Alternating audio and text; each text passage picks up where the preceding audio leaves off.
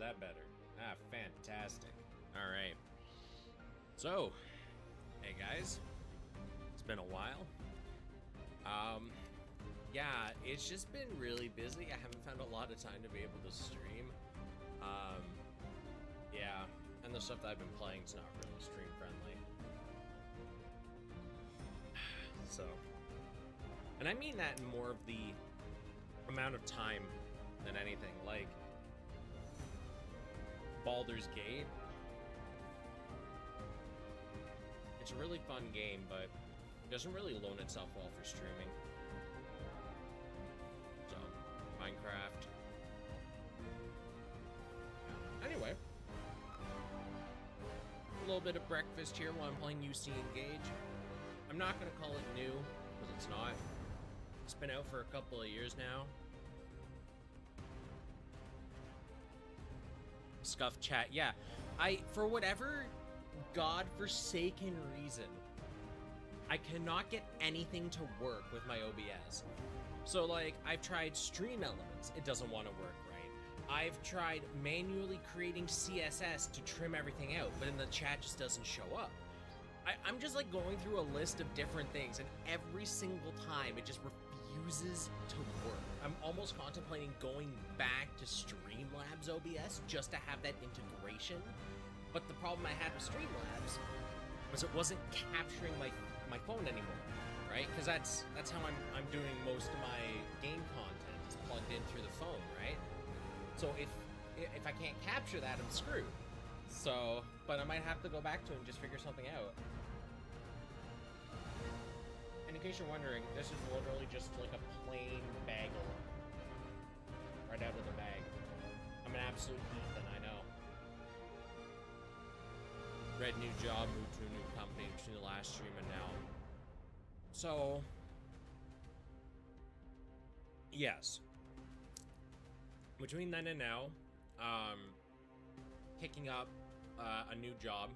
I hope it's temporary. It's not a bad job. My coworkers are really nice people, but I don't want to do that job for any longer than I have to. I want to get back into what I do. So it's more of a stopgap measure to keep a roof over my head and an internet connection alive. Anyways, we're here to play U.C. Engage. As I was saying, it's not new. It's a little on the older side, but it's new for us. Now, there's been a couple of interesting little tidbits that have kind of stuck out. I guess I should probably get that. I pre-patched it, thank God.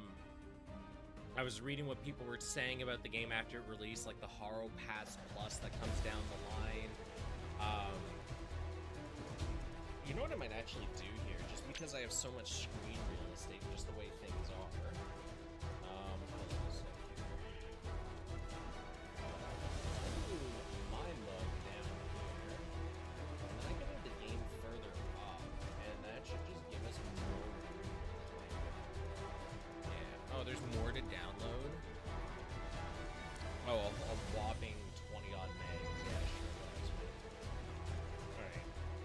Still doesn't look great in terms of stream layout, but you know what? Better than difficult. No, I don't want to skip the tutorial. I've never played this game before. We'll see what happens.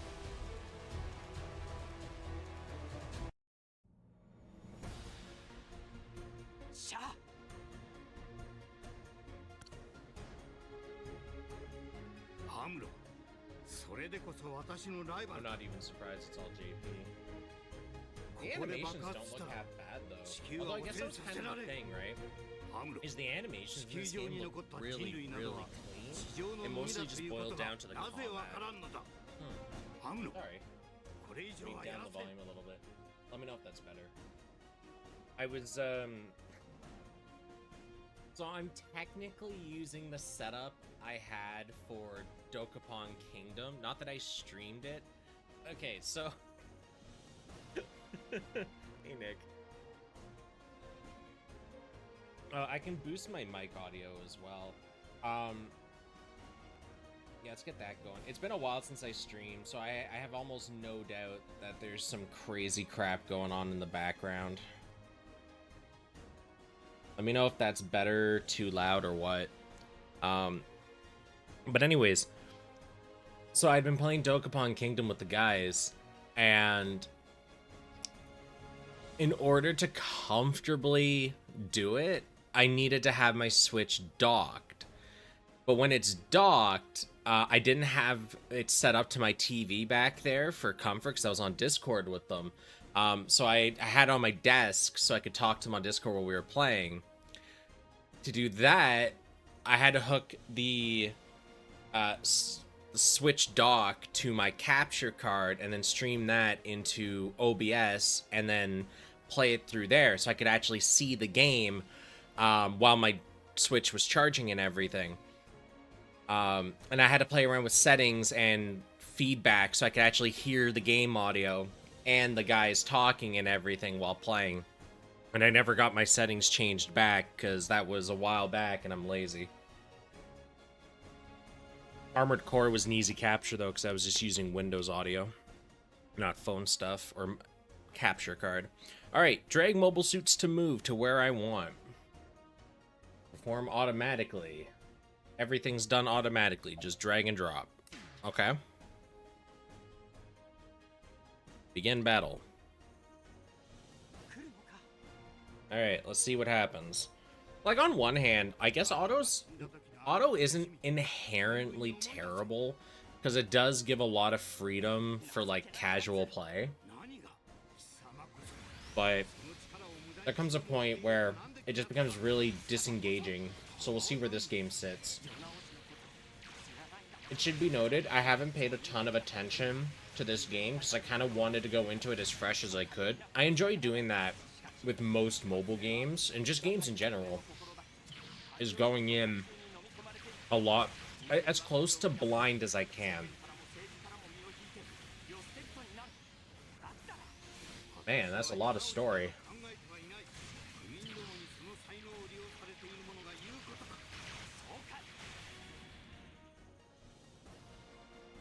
Invoke the EX when it's full.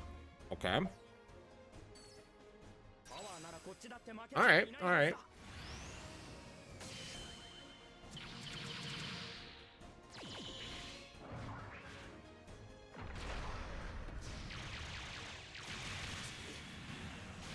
Yeah, the animation's not bad.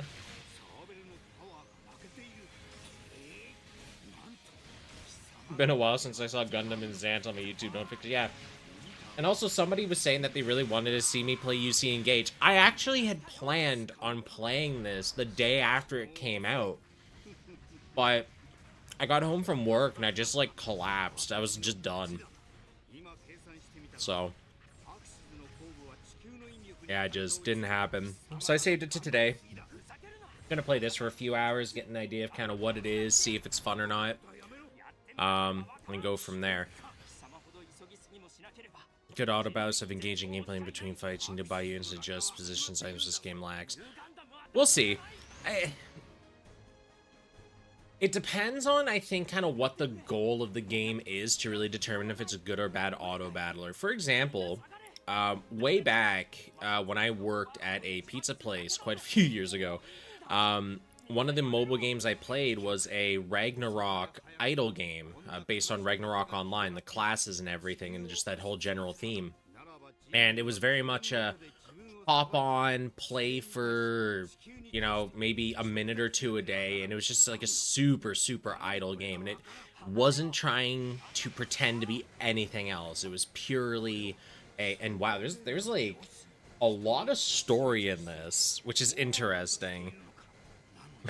Like, okay, welcome to the tutorial.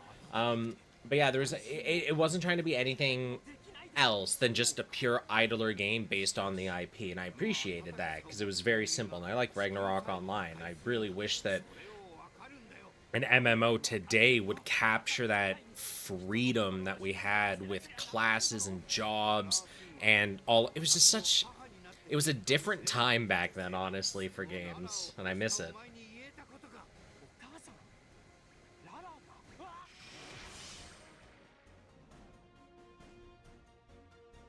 Look at you giving it a fair shot. Yeah, Aaron, that's what I do. Any game that I sit down to play, I try to give the fairest shot that I can. Even something that I have no interest in. I'll still give the old college try. All right. Where are we sitting here? Just shiny cutscene. What's good for, I guess, little dialogue bits because it's been so long. All right.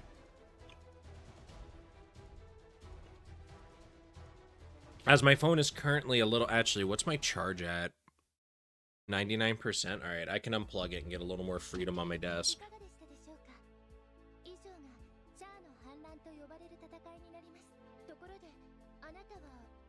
Am I... Do I really... Like, what do I know about U.C? It's the primary Gundam timeline, the one that most content's kind of wrapped around. There's, like, 7 or 8 different core series that take place in the U.C era at different points. That's where most of the major players are, the really popular ones. I'd say I've heard of it. Yeah.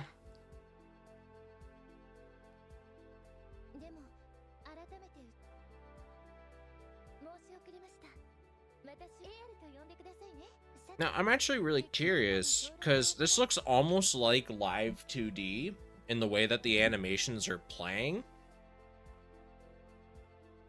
But I wonder if it is actually, like, proper L2D or, like, fake L2D.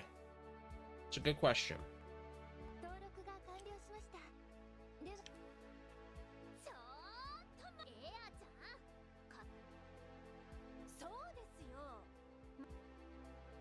Okay, that's interesting. All chicks all of a sudden, right?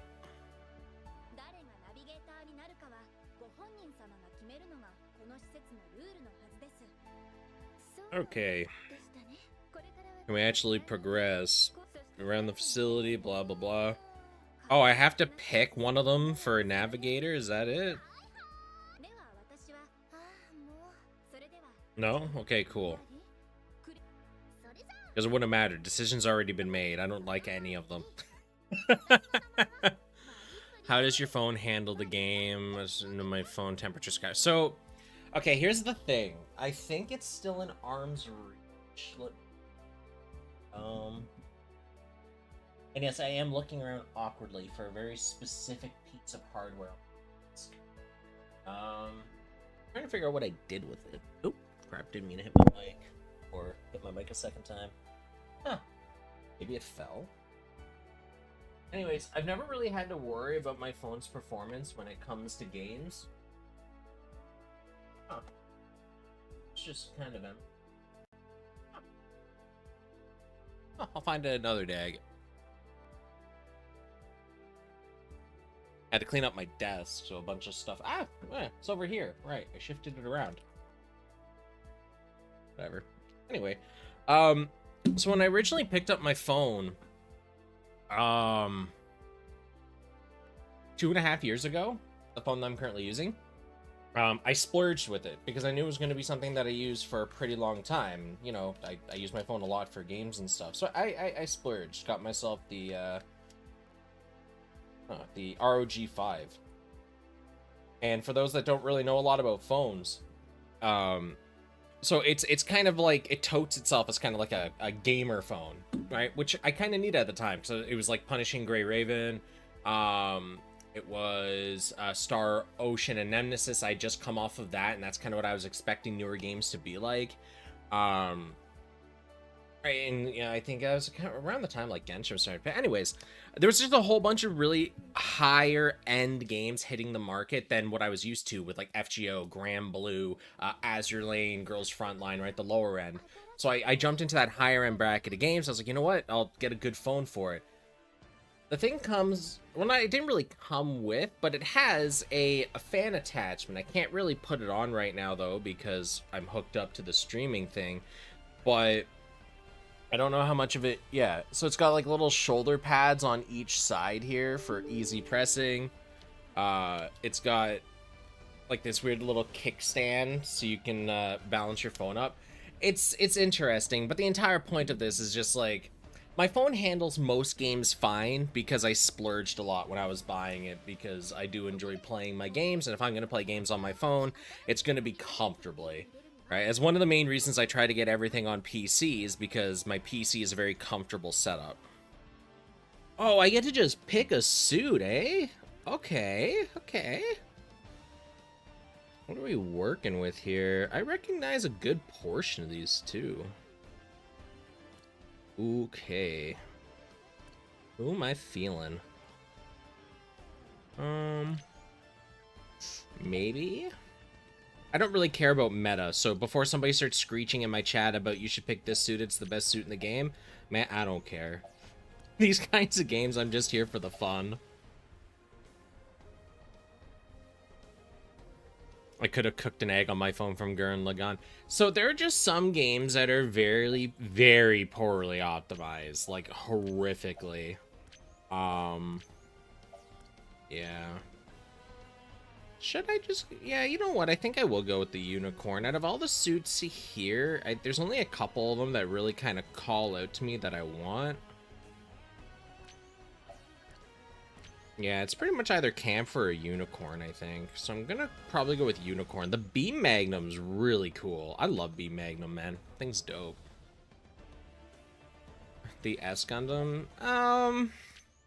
Like, I know the name S Gundam, but it doesn't really hold anything for me, you know? It's just kind of like... It's just a mobile... And you can tell by me clicking around, like, I don't even know which one it truly is. Right? Like, I just... My...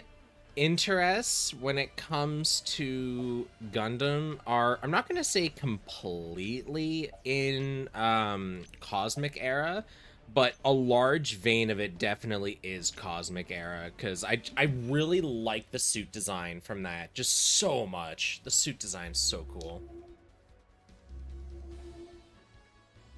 Okay, let's see what the gacha thing looks like. I would hope it's success. I got to pick. But I guess this is the new UR thing. We'll see when I do the actual gacha pull later.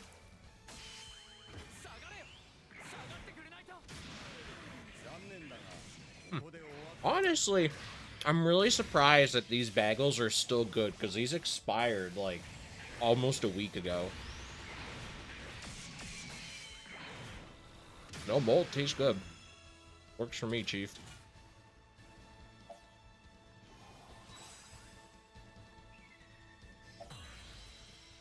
All right. See, when it comes to a game that has like 2D pixel art or just like 2D art in general, I appreciate the pseudo 3D effects that they can give it like this, right? I like that. Okay. When I look at something like Azure Lane, The Girls Frontline, Genshin, even like Star Rail, right? You have the 2D art, and you know they have the money to be able to do something like this, where they make the art pop and really feel cool to look at. I look at this and I go, this is really nice. They put effort, you know, not a ton, but they put effort into the 2D art to make it look interesting and pop. And I look at 2D art from these other games that rely on it. They don't have 3D models. They don't have the animations, right? They just decide, whatever, and they just leave the 2D art plain, which is fine, but you can do so much more with it. Didn't mean to hold down on you, buddy, but yeah.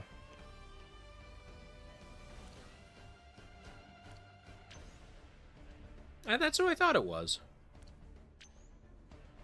I don't know. You know what? I'm probably just gonna go... Yeah. Missing link represent. Can we get it translated, please?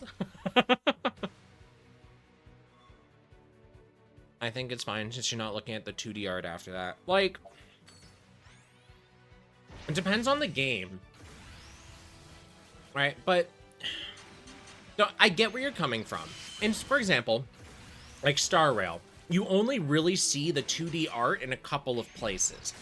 But why not make the 2D art pop? Or if you're not going to, at least make the character, instead of 2D art, make it a 3D character intro. It's not like they lack the money to do that and make it look really good, right? An example would be like Snowbreak, right? If you guys were playing, I played that. That was actually a lot of fun. I did enjoy that. I just didn't like the shader that they used. But when you rolled an SSR character in that, the highest rarity, there was an actual, or any character actually, there was a animation using the 3D model that showed them being, you know, appearing. They didn't use 2D art when you rolled the character. It was just, here's the 3D, and then you could access 2D art later through like profile and stuff. These companies don't lack the money, and it's just so weird to me because they can make some really cool stuff, and they just really don't. And then I see something like this come along, and it's just, it has some really cool ideas, and yeah. I don't know.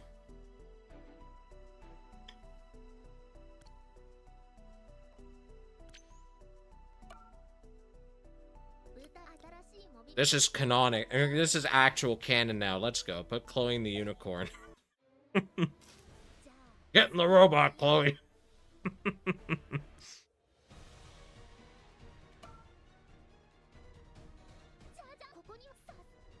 Yeah, I don't like her appearance or animation very much. Not a fan. Personal preference. High passives tend to favor suits they use in canon. There's prerequisite triggers before the passive can be activated. I can understand. You know what? I'm just gonna skip this. We all know basic story from U.C. Like, I get why they did that, but man, I've always been a fan of letting the players use what they want to achieve results. Because once you start locking players into, like, having to use specific setups to really get anywhere, for example, that's one of my gripes with something like Punishing Grey Raven. It's one of the very few issues I have with it, where you're forced to use very specific team comps to really progress and do stuff. Granted, for story content, you don't have to. But if you ever want to get somewhere half decent in Warzone or Pain Cage, you have to do kind of these pre-set up comps because they very specifically kind of feed into each other and how they play, right? And I'm much more like kind of Fate Grand Order, where you can literally just take things, slap in, and just steamroll everything. Granted, you know, you do need a couple of gimmies in order for that to work, like Merlin or Castoria or whatever. But it's that idea of I have a lot of freedom in picking who I want and just rolling with my favorites and having fun. Whereas, you know, you're kind of, some games, there's a really good example. No, not sort of Grand Blue, but not really, because you do have a lot of freedom there as well. But there are some characters that are absolutely worthless, even if you like them. Like, man, I really wish the collab characters were better, honestly. Like, the Tales of collab characters are pretty much just like junk, which makes me sad because I would have really liked to run some of them in like actual compositions. All right.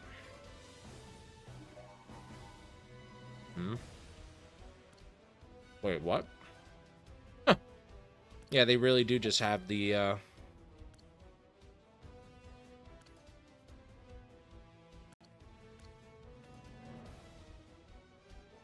oh, they already have, okay.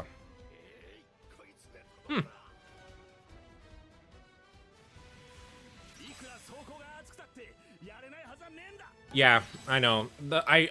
As I was mentioning earlier, I saw people talking about the Haro Pass, and I didn't think it was implemented yet on this. Looks like it is. Which, you know, it's a decision. Is what it is.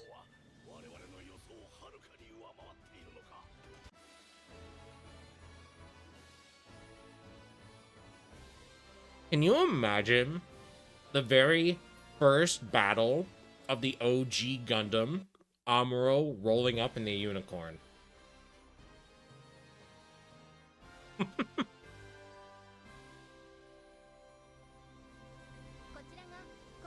Wait, it's not implemented yet, but they actually have the lockout showing?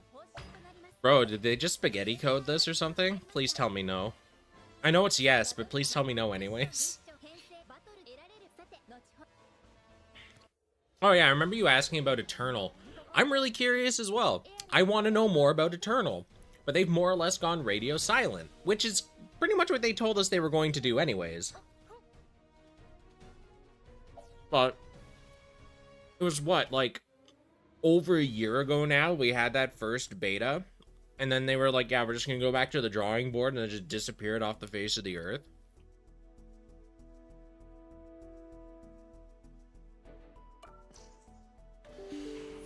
And didn't let me purchase it when I tried. Okay, so that's interesting. Once I get out of these like tutorial things, I want to check it out.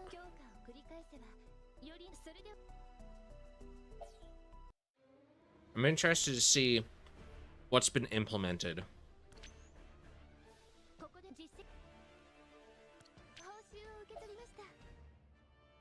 So far, it really doesn't feel any different from anything else I've played in the past. Okay, why is the art... Okay.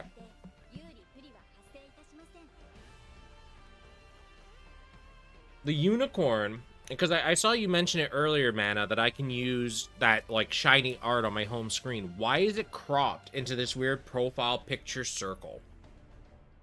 There was so much more art. And they've just removed it.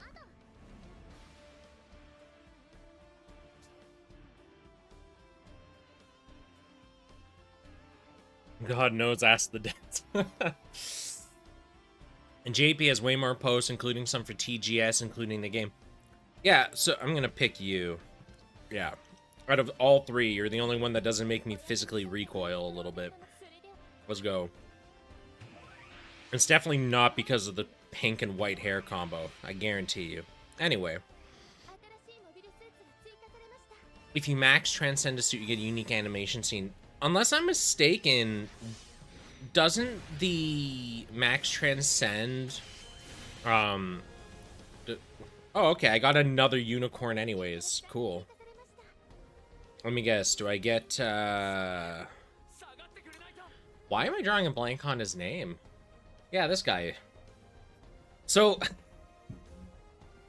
I've always, ever since I saw his name first show up, Banagher Lynx, I don't know why, but every time I see his last name, my brain immediately replaces Banagher with Sausage, and I would just see Sausage Lynx. I don't know why. I have no idea why my brain jumps there, but I've never really been able to keep Banagher Lynx in my head. I always go, who's the pilot? Lynx. What the hell is the first name? And I see the name. It's like, ah, yeah, Sausage Lynx. Why am I saying Sausage Lynx? It's fucking... Okay. Well, we're in the game now. I actually have some control of the menu. So let's take a look at what we have and see what we can do. First of all, well, let's claim all of the items. And let's hit the shop. I want to see what's in here. Bangers and mash. You know what? That's actually probably a valid point. It's not getting another unicorn. It's here's a video of a current rate up banner stuffs. Oh, okay. That's interesting, I guess. Okay. Wait, Rainbow Haro Chip Shop? Oh. Wait, blueprints. Is that just the mobile suit, I guess? Blueprints give mobile suit? Okay.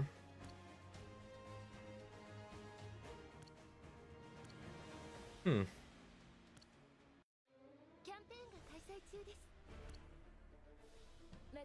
Yeah, I don't care. And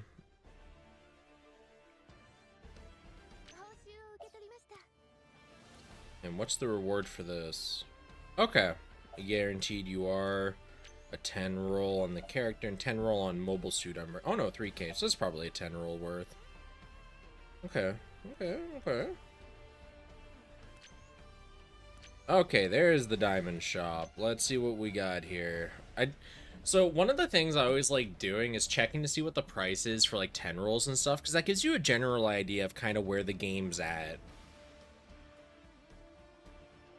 You need Rainbow Horror for Transcendence, and I think I misspoke, some Max Transcendent acquire that requires suit dupes. Oh, okay. So you get it to max dupes, and you get a special thing for it, which makes sense. Alright. I'm assuming 3,000 is probably... yeah, okay. Alteration material packs. Yeah. Nothing really crazy. Alright. Subscriptions, because this is where... okay. So this is the Haro Pass, and that gives you all of that. $10 a month.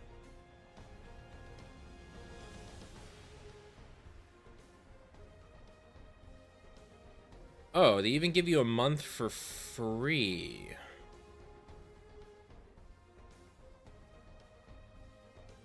Very interesting. Oh, I don't like that. I do not like these. That's not cool. Okay. So it's pretty much what I expected from it. Okay. Well, let us see what happens in the gacha here. I got a whole bunch of currency. They're really leaning on the subscription scam. So, here's the thing, right? I don't think I would directly call it a scam. For $10, getting more than a multi-roll on top of all the other benefits on paper is worth it. However, simultaneously, it's very... how's a good way to put this? It's not... I have to be careful how I say this. I find it very... disingenuous isn't even the right word. I don't think it's right locking mechanics that are QOL behind a subscription. Here's looking at you, Fire Emblem. Same energy, though. You're now on a subscription. If you get to unsubscribe, you're paying every month. At least that's how it looks like. So, I don't know if I would call that a scam. Because it's a subscription. It very clearly says a subscription. If you don't understand what the word subscription means, that's really not the dev's fault, honestly. Because... like, I guess you could make the argument that people are used to battle passes and stuff where you pay once and that's it, and you have to manually go and buy it every other time. But, like, that's really not on the devs. I know somebody was saying something about Kshatriya, but I'm not seeing no Kshatriya, unless that's not in the game yet. Oh, wait, is there no, like, just... oh, drop rates, there we go. I'm just blind, don't mind me.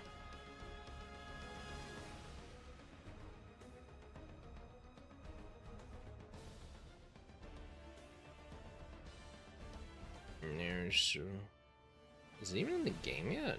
No, it's not. Sad. Somebody said quad, and I was really happy.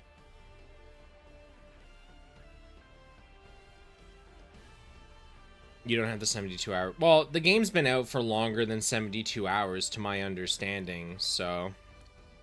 anyway. I don't know how long I'm going to actually play this game actively, so let's burn on the Mobile Suit banner and see what I get. That's a pretty good way to do things, I think.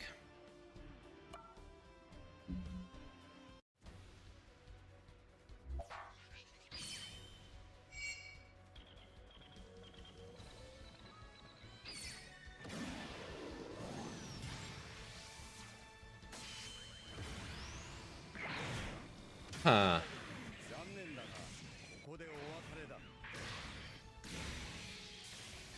I'm not quite sure what any of the animation means for the gacha, but okay. I really wish the gacha was a little more sensical, I guess is the way to put it. Huh.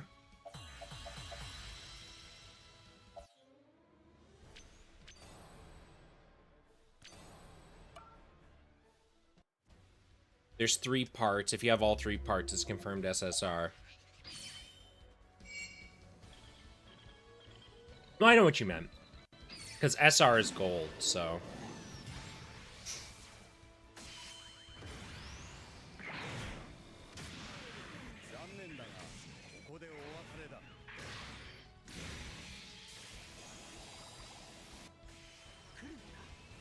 Huh. I have a feeling this is the animation you were speaking of.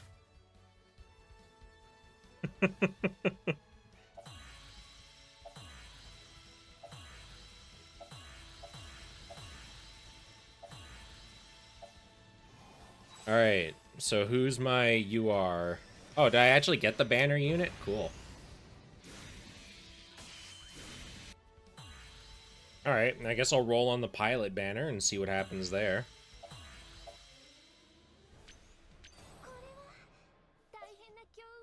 I'll just rip up the battlefield with a couple of unicorns.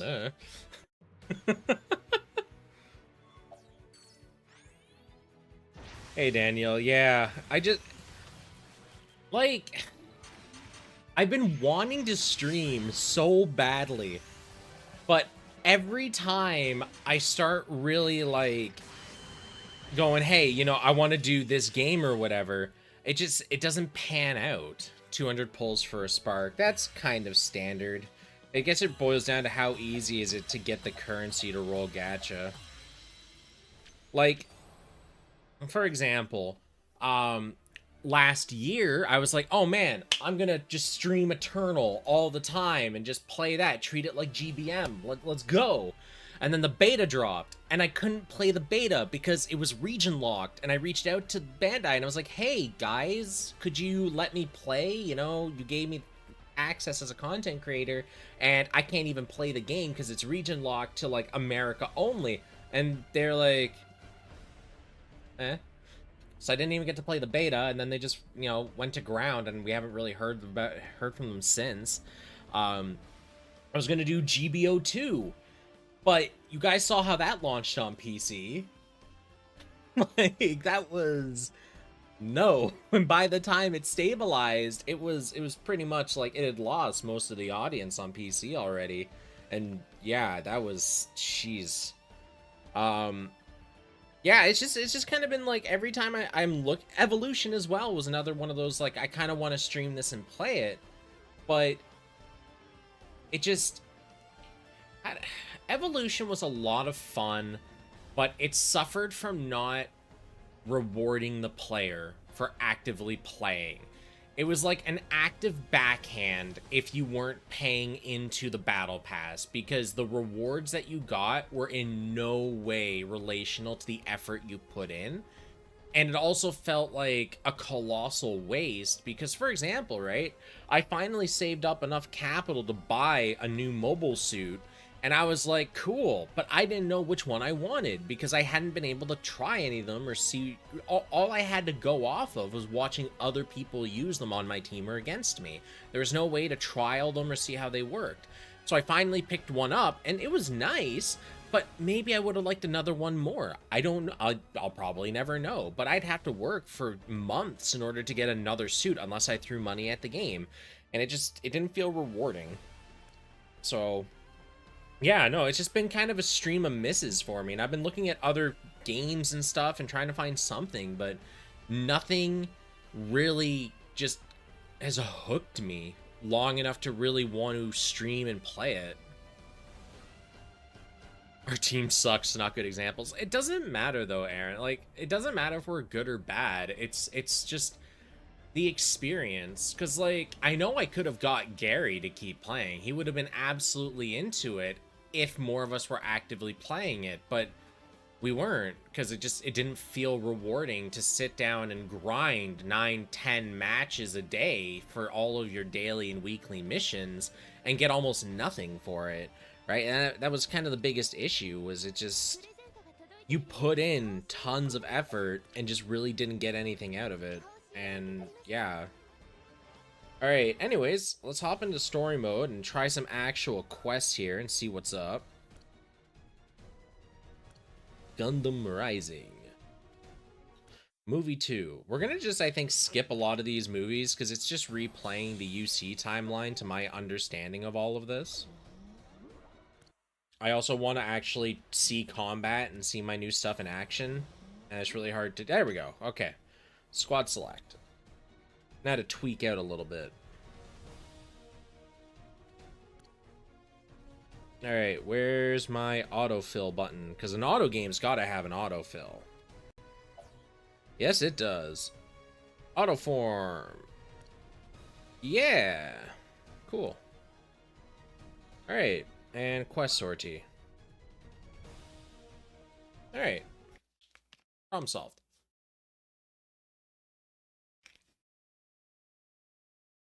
Surely G Eternal would be better.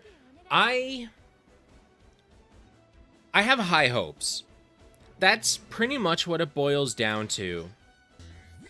Is after seeing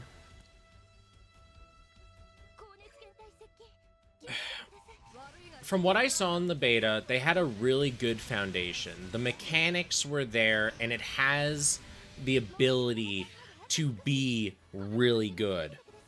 And that's pretty much kind of all it boils down to, is the potential is there.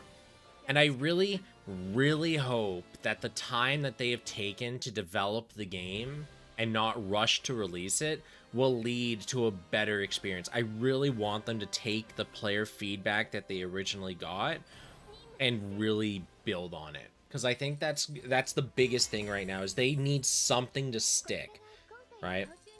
With GBM out of action, they don't really have a real mainstay mobile game right now, because like everything's gone, right? Luminaria closed down, Crestoria closed down, GBM closed down.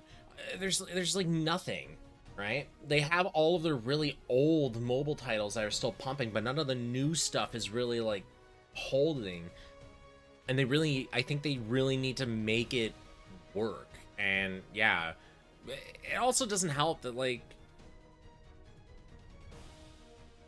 I've talked about it a lot with people, but like almost every drop the last, like, I would say probably 8 to 9 months, there's been some issue with it that's led to a quick, like EOS of some sort.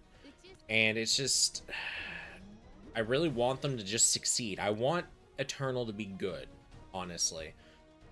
I love the tactical styled games because they give me a lot of option to play suits that I like, but I don't know, just bad track record recently. They had that Code Geass game a few months ago, and I didn't hear good things. From what I understood, it was kind of just like an IP flip. Like, they were literally just there to make, it was a game, and it existed, and I think that pretty much summed up its entirety. Okay, let's see here.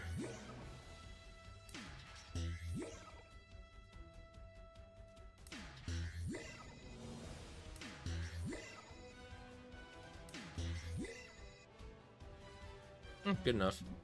We can probably win just by brute force.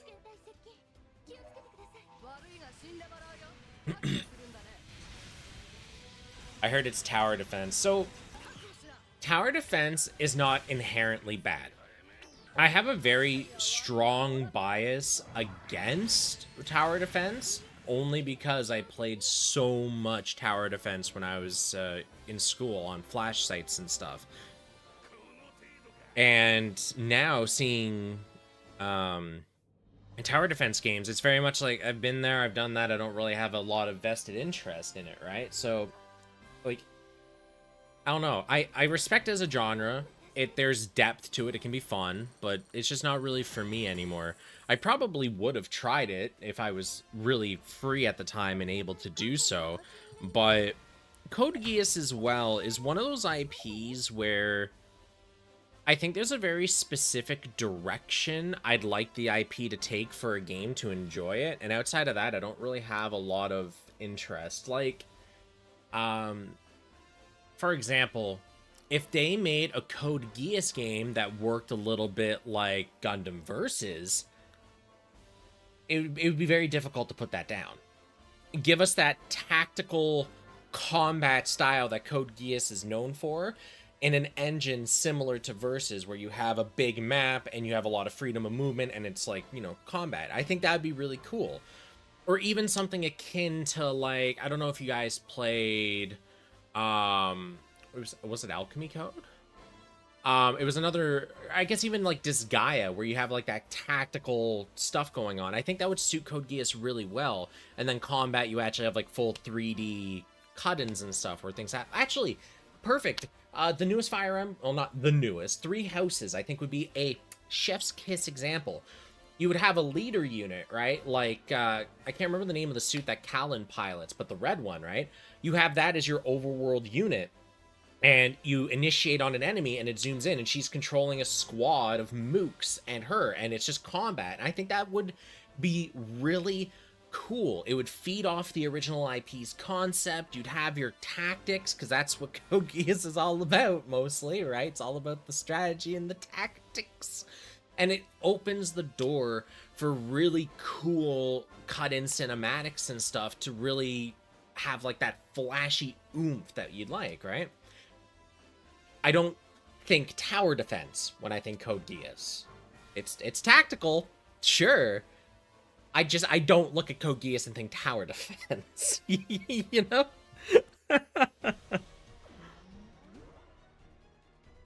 Hope Bamco can pull together a great Gundam or mecha game in the future. Yeah, that's pretty much it, right?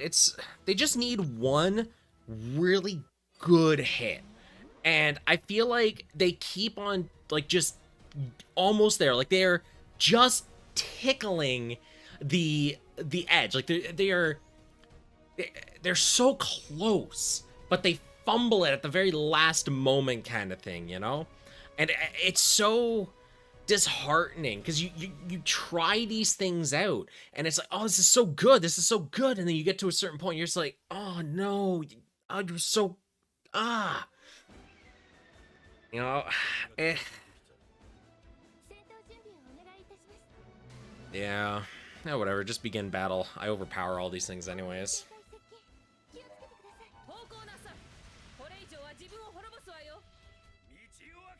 I don't think it's inherently bad, but I don't think it's a good game for me when it starts to take a lot of my daily time. So I think that depends, for me anyways, I think it really depends on how it takes your time. For example, Punishing Gray Raven. I find myself on and off with that game. I love the flashy graphics, the combat mechanics. It just feels good to play.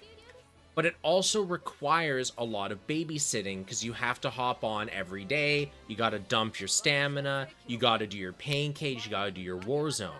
If you don't mind spending, 10, 15 minutes a day actively playing it, nice. Right, it's a good game, or even less than that actually. But if you're someone that just feels like, for example, 3, 4, 5 days of the week, right? I'll grab my phone, turn it on really quick, Grand Blue Fantasy, do my couple of one taps, call it, and that's it, right? And I find that to be kind of like the perfect amount for me. I'm still progressing, I'm barely putting in any effort, all that kind of stuff, right? And then some days I feel like just sitting down and taking a big meaty bite out of, like 30, 40, 50 minutes, maybe even an hour of just playing games, right? Whether it's Fate Grand Order, PGR, whatever. But when a game requires that as like the constant, that's where it's kind of like, eh.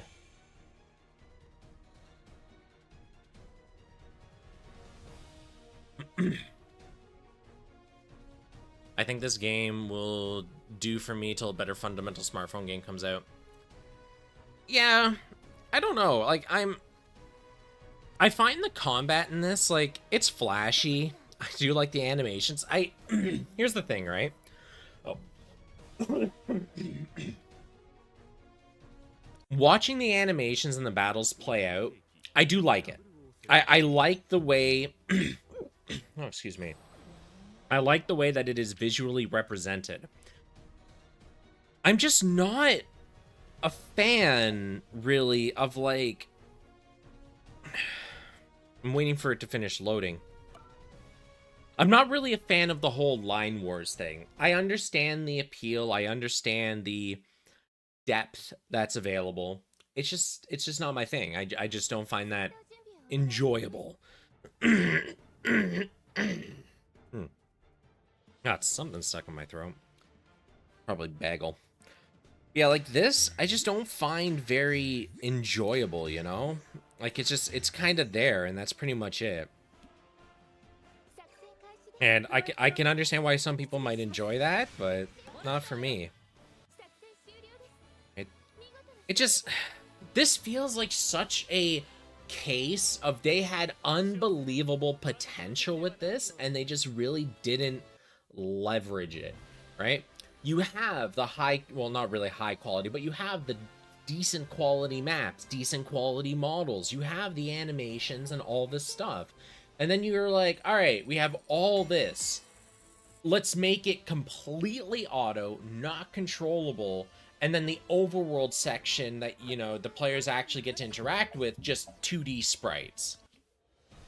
It's one of those cases where, again, it's like, yes, yes, yes, and then they fumbled at the last second kind of idea, right? I guess I just have like a very specific thing I enjoy about Gundam games, and it's just really hard to find something that really fits it. Like, way back when, during the LA meetup, God, how many years ago was that now?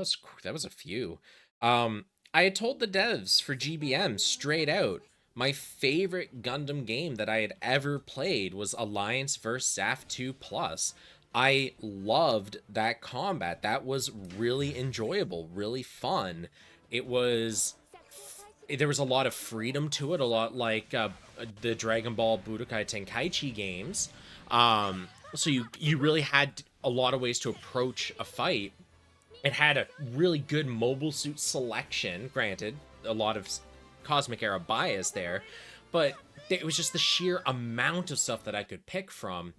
And then you got to pick your pilot, which didn't have any effect on anything other than, you know, voice lines and stuff. So you could pick your favorite suit, your favorite pilot, and just go ham and play the game. And it had varied units. You had stuff, you know, you had your Sky Graspers, you had your Bakus, you had your like commander type Jins, you had your ace suits, right? You had like your Strike, you had your Aegis, right? You had all those. And then you got into like the specialty suits, right? You had the mobile armors, you had the meteor units, you had the destroy Gundam, right? You had this massive list of things you could pick from.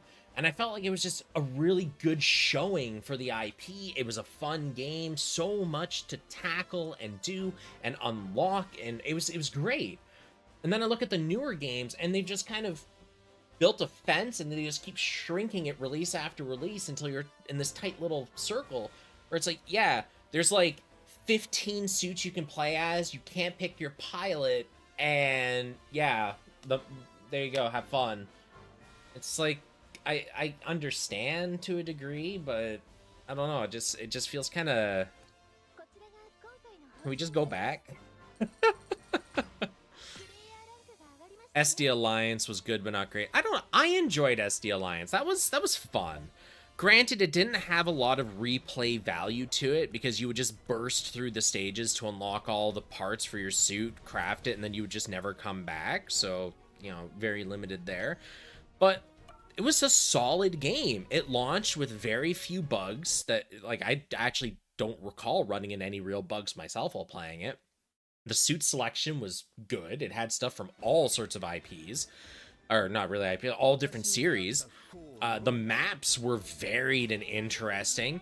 Honestly, I think that was a good game. It felt a little easy at times, but, you know, it wasn't made to be ultra difficult or anything. It was made to just be a fun little battler with your friends. I think it did that very well, honestly. You know, it could make money, release GB 1 to 3 on PC as a bundle at cheap enough cost. So, Breaker 3, I could see doing really well. I think 1 and 2 would really only be picked up by fans. And I say that just because, like, when it comes to Breaker 1, 2, and 3, for most people, they're probably going to go with 3, just because it's the newer one of them all. Fans will go for 1 and... because you don't need to play 1 and 2 to play 3, right? Even though they're numbered, they're not really numerically sequential. It's not like... actually, no. It is exactly like Persona, right? Where you have 3, 4, and 5. You put all of them into a bundle, right? People are going to look at them and compare them. If you look at, and I'm not talking the Persona 3 remake or anything, I'm literally just saying like the original, if you look at right now on Steam, the Persona bundle pack or whatever, right? You have Persona 3 Portable, Persona 4 Golden, and Persona 5. If you take screenshots from each of those games and put them beside each other and look at somebody and go, okay, you can play any one of these games. They're not, you like, it doesn't matter what order you play them in. It doesn't matter if you only play one and none of the others. It'll make perfect sense. Even though they're numbered 3, 4, and 5, you don't have to play 1 and 2 or any of these to make sense of any of these. Like, which one would you want to play? Most people will pick 5 because it looks really good, and that's very important to keep in mind. That's why this Persona 3 remake has so much hype. Yes, it is Persona 3 and people really like Persona 3, but it looks really, really good, and that is doing unbelievable amounts of legwork for carrying it through the fact that it's kind of a lesser than a definitive edition of Persona 3. All right, so I get where you're coming from. Breaker 3 I think would do really well on PC, but I'm sure they can easily finance the next Breaker game and gauge fan desires, right? That's a good one. GBM felt great, minus the CD being too much, and combat could have been changed, probably more to what PGR has. Yeah, so Daniel, that's the thing, is GBM really fell into that rut near the end of its life. Actually, not even near the end of its lifespan. I'd argue probably a year and change in, where everyone just kind of realized, like, CDR was just kind of the thing. Because what's the point of having a fight when you can just spam your skills over and over and over again, right? That's why initially anything that had a magazine was classified as absolutely just the best, because you could just spam extremely high damage abilities with almost no cooldown and just demolish, right? And then we figured out how, well, not really figured out, but we were given parts that allowed you to reduce your CDR to effectively 0 on everything. And yeah, that was it. There was no shift to the meta by rebalances. There was nothing from the devs to leverage any other type of play style. Like, it's just, yeah, it just kind of killed itself by min-max, pretty much. And good to see you. Yeah, man, it's been a while. I've been trying to find something to stream, but it's rough, honestly. Hey, Alan. Speaking of Persona, can't wait for P3R. So, here's the thing, man. Here's the thing, right? I love Persona. I have played Persona. Actually, I haven't talked to the dude in. Let's see. I was talking almost 18 years. I haven't talked to this guy. Maybe a little more than that. Maybe a little less than that. Around there. But me and him met on MSN Messenger through a shared interest in... I can't remember what it was. It was something. It was something... I can't... No, it wasn't... It was game related. I can't even remember what it was through. It was something. It was something I was playing at the time. Anyways, he introduced me to Persona. And he told me that I should try out, because I had a PS2, and he's like, you should try it out, it's pretty good. And I was like, all right, yeah, I got really nothing to lose. So I talked to a friend of mine that I'm still very good friends with today, and he helped me mod my PS2. And we got Persona 4 working on it, and I played it, and...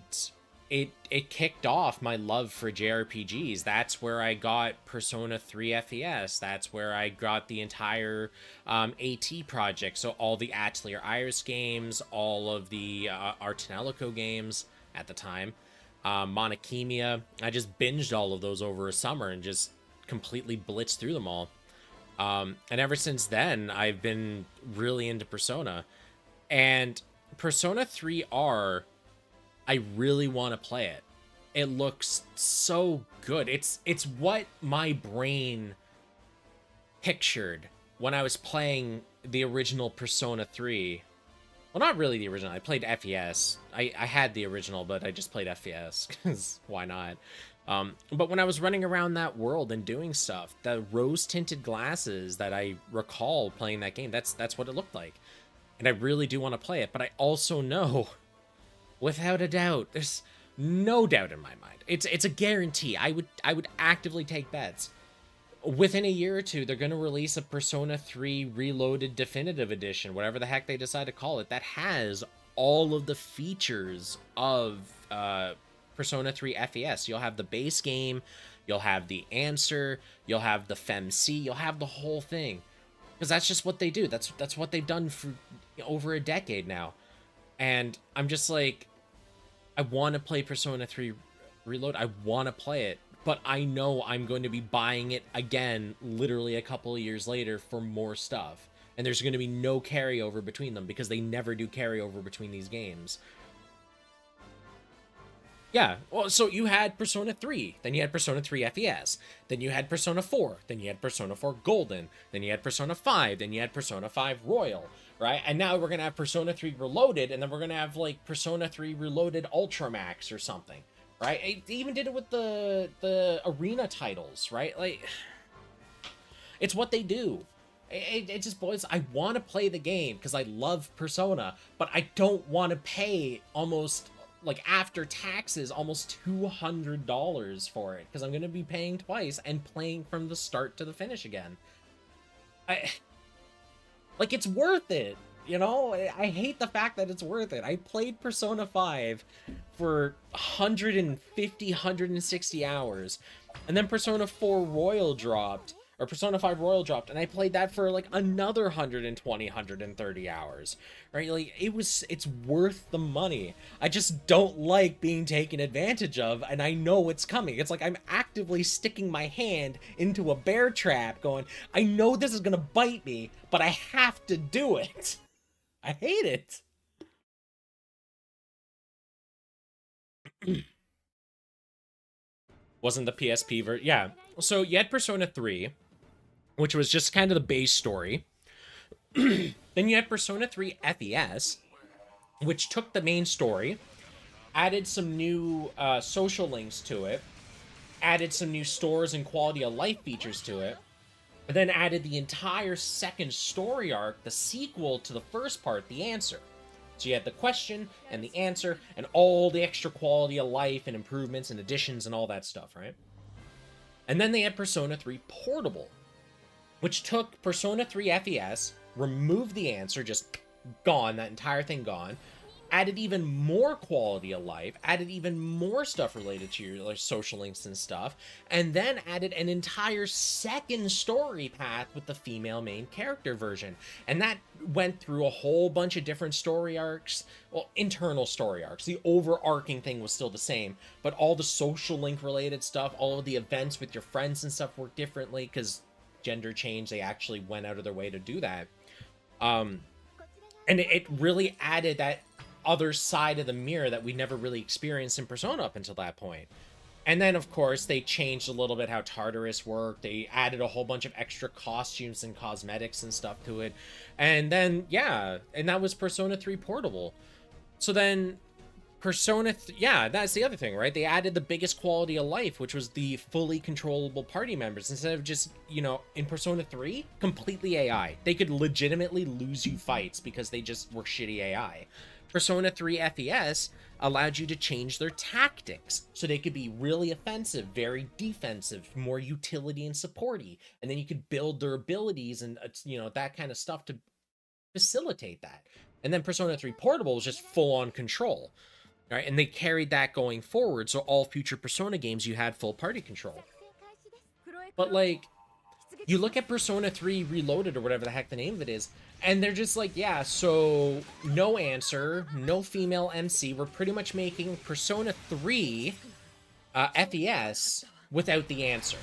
And while that's cool, everybody that has played Atlas games, so specifically Persona games over the last, 15, 20 years, we all know they're literally, it's done. Everything is there. The female MC route is done. All the stuff is finished. They're just actively going, we're splitting this into 2 releases so we can release one now for $89.99 and then one in a couple of years for $119.99 because people will buy it because they have no other choice.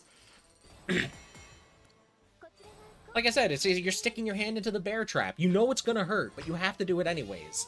That's how I look at the new Persona game. I don't want to buy it because I know I'm sticking a hand into a bear trap, but I have to stick my hand into the bear trap. Best I can do is Marin Karen. Yeah.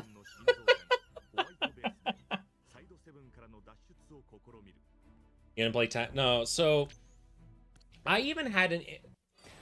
Even though I know, for example, Persona 5 Strikers is a canonical sequel to Persona 5 and that general timeline sphere, I don't like Muso games. I do not like Dynasty Warriors. I'm not a big fan of the one slaughters a million thing.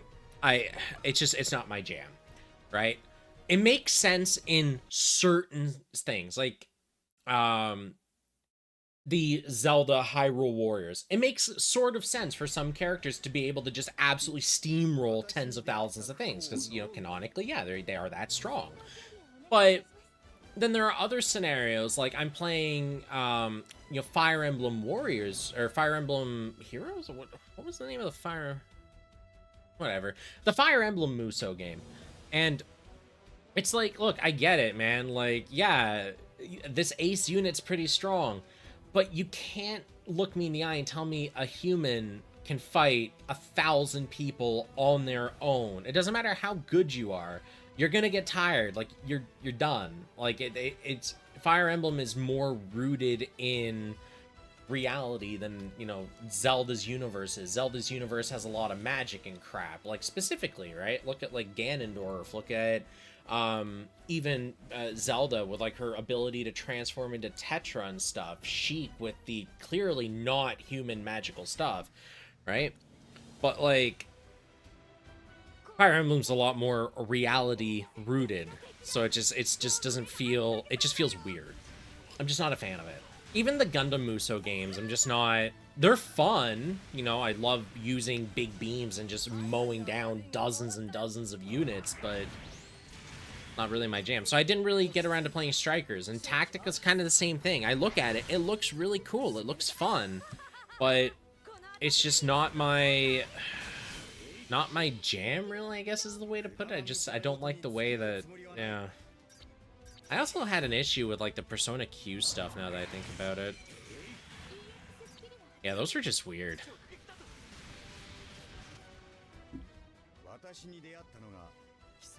How's your journey through Fate Samurai Remnant?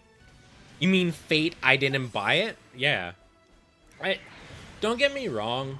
I enjoy the Fate franchise, but I enjoy it very casually. I really only partake in Grand Order. The rest of it is just kind of exists to me. Yeah, this is a very long fight. I wonder if I'm under-leveled or something.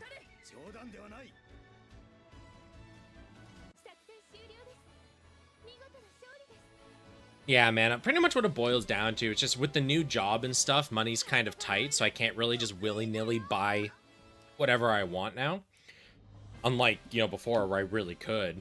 So I can't just go, oh, you know, a new, like, $70 game. Let's buy it and go. Right? Even, like, I love Cyberpunk, right? I have so much fun with that game. I still haven't bought Phantom Liberty because it's just really, yeah. Oh, so I should go and probably level up my units or something. And then come back to this. Burn through some of these skip tickets real quick. Yeah, let's just burn through that. Cool.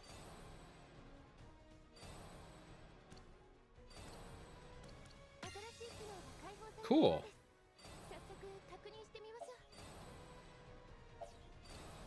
Alright, that should make it a little easier now. Hey, Gunpla, yeah.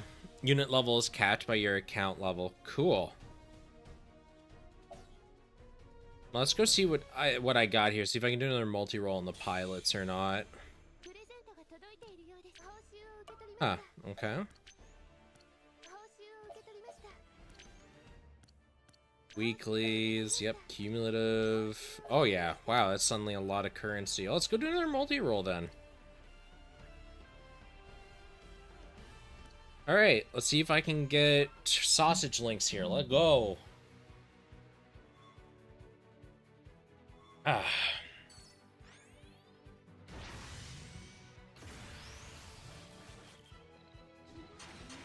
Yeah, that's what I'm going to do, man, as I'm doing this, going to check out my units, see what I can upgrade, go from there.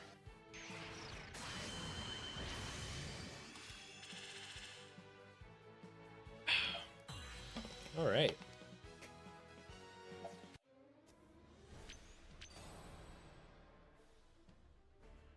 Neat. All right. Well, let's go check out our squad and see what I can upgrade here. All right, upgrade mobile suit. We definitely want to upgrade my 2 unicorns. Now, where's the funny button? Oh, do they not just have like an instant level up? No, they don't. Okay. Cool. Pump it up. Auto select, upgrade.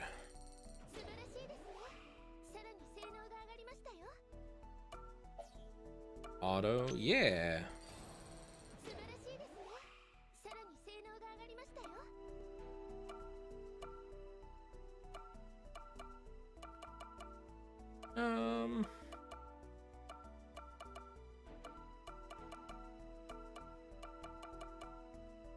Okay.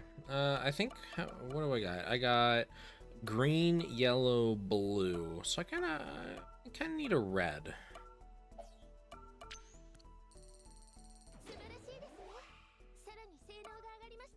That's really it, eh? Okay. Then we'll do ground type real fast here too. Okay. Excelente. Now, alter.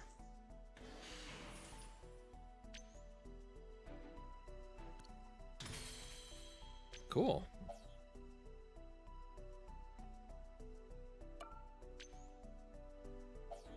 Okay, missing some stuff for you.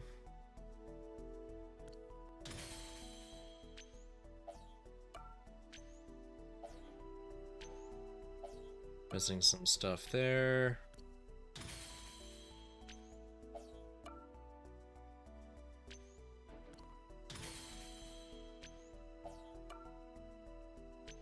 Okay. I think I see where this is going. This is remind me a lot of, what's the Princess Connect, I believe it was? Oh yeah. Oh yeah, we're so upgrading the NTD. Let go. Beautiful. Alright.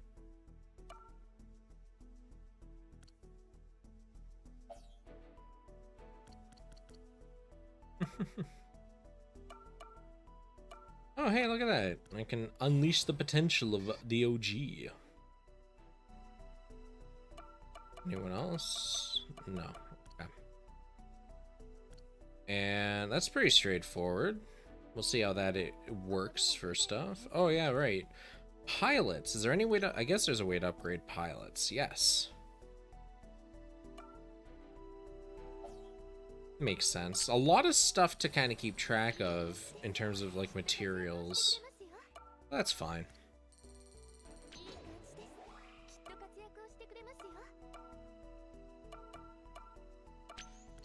As one smug man with a big nose. Lila Mila Rira. Oh man. Some of the names in this series, man. Oh yeah, gotta make Ramba up there. Yeah, go.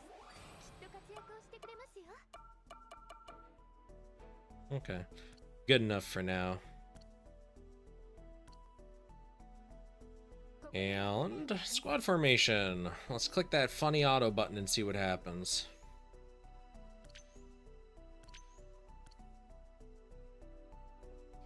Oh yeah, I like more than doubled my total squad power. Let go. Alright. Let's go back to that story mode and teach it a lesson.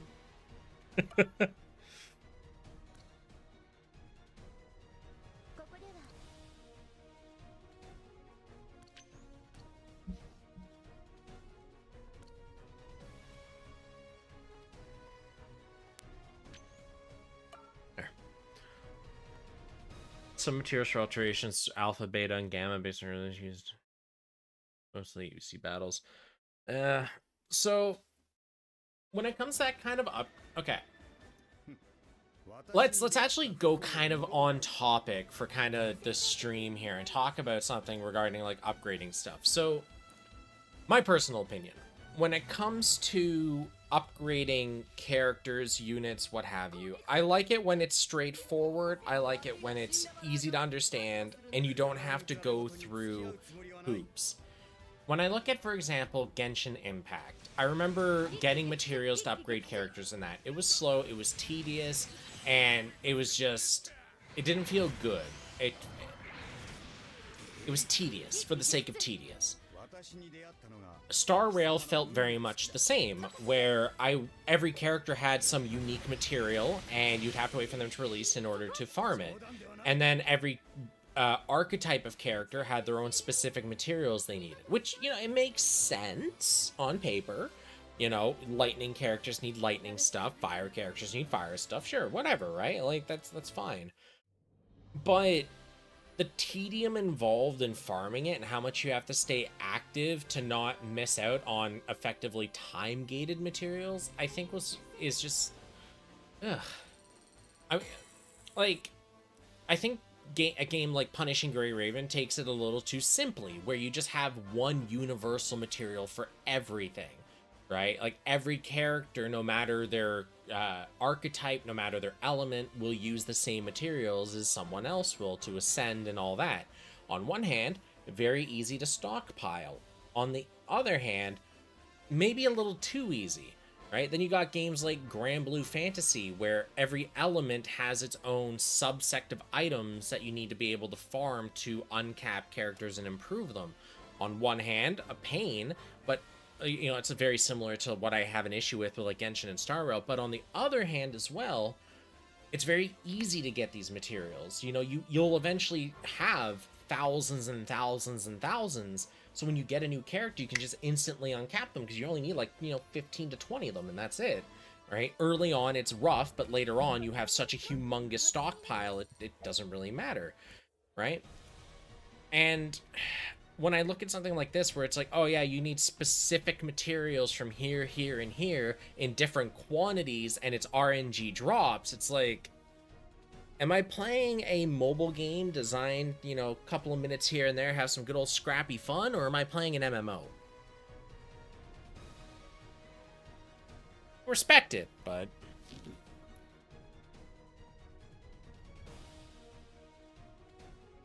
FG has new materials every new story release, and you generally don't have Grand Fruits. Yeah, but thing is, Mana, the reason I give Fate Grand Order a pass is because it's Fate Grand Order. I don't expect anything from it. I expect it to be a colossal pain. I expect it to be suffering, and I don't play it because it's fun. I play it because I have played it since it launched, and I am locked into it.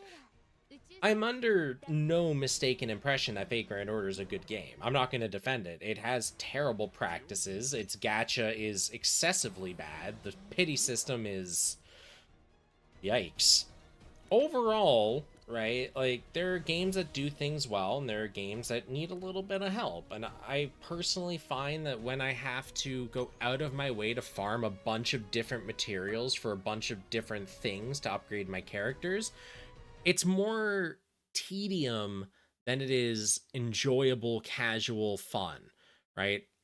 Even though I throw a lot of shade at Grand Blue for being grindy, its general progression system is very streamlined, where at the very beginning it is slow, it is rough, it is difficult, but once you hit kind of mid-game, you'll just never have an issue getting your characters leveled again. Like that becomes a complete non-issue, right? You'll have the materials laying around. You'll be able to roll a character in the gacha and immediately make them completely viable and ready to go within an hour, right?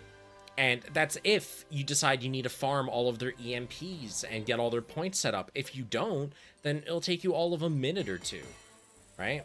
Like, that's what I look at and go, this is a good system, right? Yeah, shit on it all you want because the weapon grind is its own complete beast, but even that has universal materials that are very easy to just accumulate thousands of. So when you do eventually need them, it's just like, you know, you reach into your pockets and spaghetti falls out because you just have so much of it, right?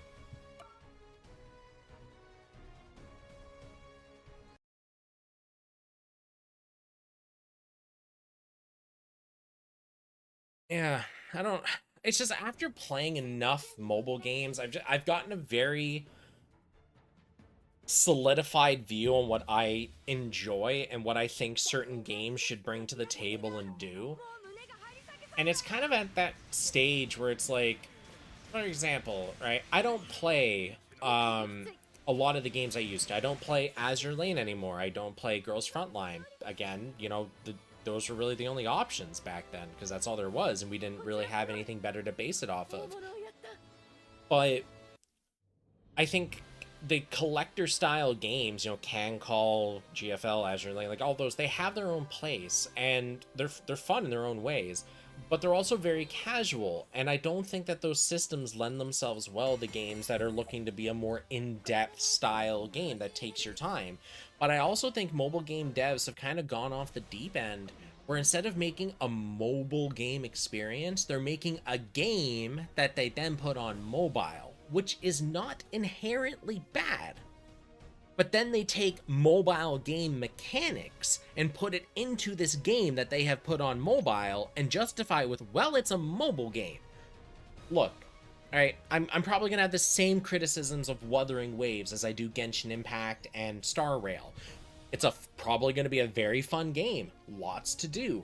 But there's going to be content drought. There's going to be issues with running around the world and collecting upgrade material. Like Tower of Fantasy is another great example of this. I wanted to enjoy that game because it was a casual thing I could play with my buddies and have a good old chuckle. But the problem was it leaned too heavily into MMO mechanics and strayed away from casual mobile mechanics. So all of a sudden you're inundated with weeklies, dailies, needing to play all the time to grind and farm and keep progressing because the second you stop, you just fell impossibly far behind everybody else. And it's like, that's no longer a mobile game. You've defeated the purpose. When I look at like the quintessential mobile game, I look at, you know, the Ragnarok Idle game. I hop on my phone, I can optionally play for a couple of minutes to progress or do something, or I just go, all right, cool, that's where I am, and then put it away and do something else, right? It requires very little input, very little resources on my phone, and it focuses more on the fact that I may just look for something really quick in and out, right? When you look at a game that is on mobile, right, that's where you start getting Star Rail, that's where you start getting Genshin, that's where you get, you know, PGR, where these fully like fleshed out games and mechanics and systems were just slapped onto a mobile platform to justify a gacha. Like, sure, whatever, man. But like, I don't want to have to spend dozens of hours in Genshin running around the world finding materials to ascend to my characters. That's not fun. That's... I'd rather be watching paint dry.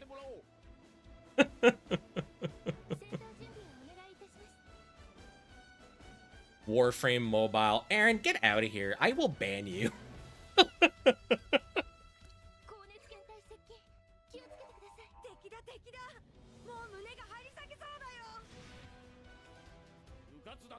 My sister's playing RO Origin MMO on the phone. Do it Night Abyss if you see it. No, I haven't, Alan. What was the Project Mugen, I believe it was, or Mugen, however you want to pronounce it. That newer game that they're, air quotes, showing off. That's like this weird mix of like Grand Theft Auto plus not Far Cry, Just Cause, and like other game. They're like mashing it all together into this like anime themed multiplayer game thing. It's ambitious, it looks neat, but again, that's a scenario of they have made a game, and instead of releasing it on actual gaming platforms, they're gonna take it, ram it on mobile, and go, haha, gotcha! Like...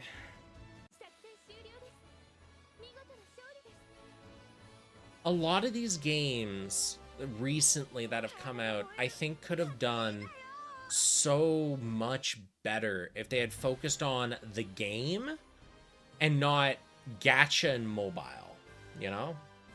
If they had actually decided like, hey, we're gonna make this game and we're gonna slap it down on a platform so you can enjoy it. Oh, looks like somebody else died on here. I have no idea what's even killing my units anymore. Because honestly, like the combat in this, while it's autoed and stuff, like I don't know, it's just not. There's really no engagement here for me. It's just kind of like I guess like that's kind of an inherent issue with the fact that, you know, it's kind of an autoplay game, but like there's nothing drawing me in to really want to watch, to progress. Like the animations are shiny and nice, but like how to explain it. So the reason I keep looking off to the side like this is because I have my phone here, right? But it's a small screen. Over here is my computer monitor, and I have the game on like an actual full screen here so I can see the game in high def while I'm playing. And it's like, look at this. This isn't engaging. To me, this is not engaging at all. This screen is just, it's there. Right? Like, yeah. It summarizes the battlefield. It fits what the game is going for combat-wise, but like it doesn't really do anything. You hit play. The game chugs as it generates the map. There's your map. You're zoomed out. You barely see anything. Half of what you should see is covered with all of the UI, the clutter, the lines, advantage, disadvantage, all this. I can barely see what's happening here at all. And then it zooms into these really high quality models and stuff, and they blow up. It's like, well, where was this?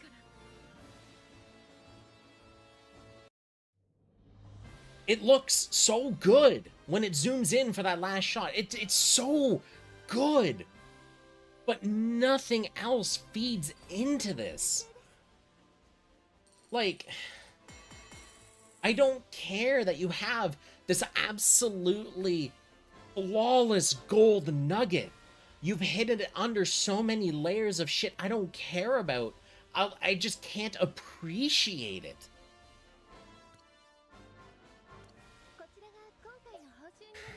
It's like, it's sad, man.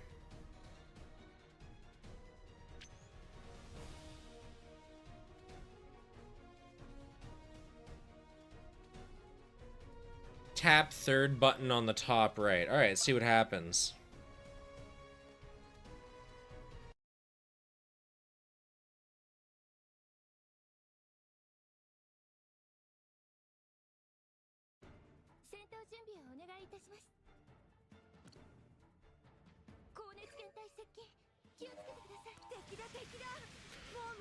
See, that's better. Let's go nice and slow. Problem is, it's still cluttered. Like, if there was a way to anchor the camera onto a single mobile suit and follow it around the battlefield without the UI and stuff, I think that would be really dope. There is. Excellent. Why did they not tote this feature at all? Why is that not something that they actively promote? Could it be because they don't know what the players actually want to see? It's like,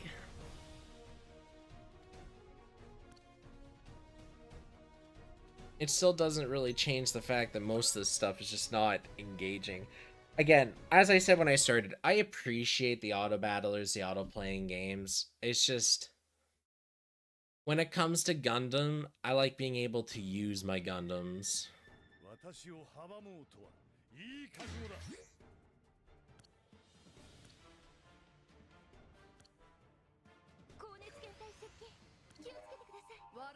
Oh, fantastic. Look at that. Now how do I change who I'm locked on to? Oh, I tap the button again.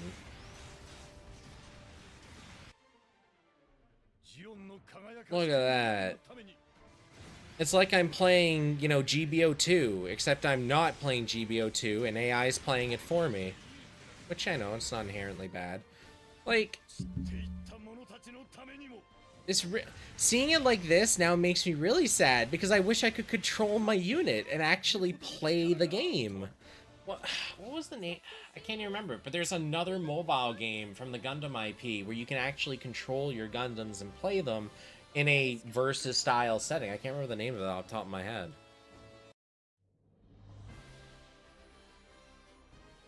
I think the best part of a Gundam game is having some control of the suit. So, again, I think it really depends on what the game is accomplishing. In a game like this, absolutely I want to have control of my suit. I feel like that would be the dream, right? Give me a game where, like,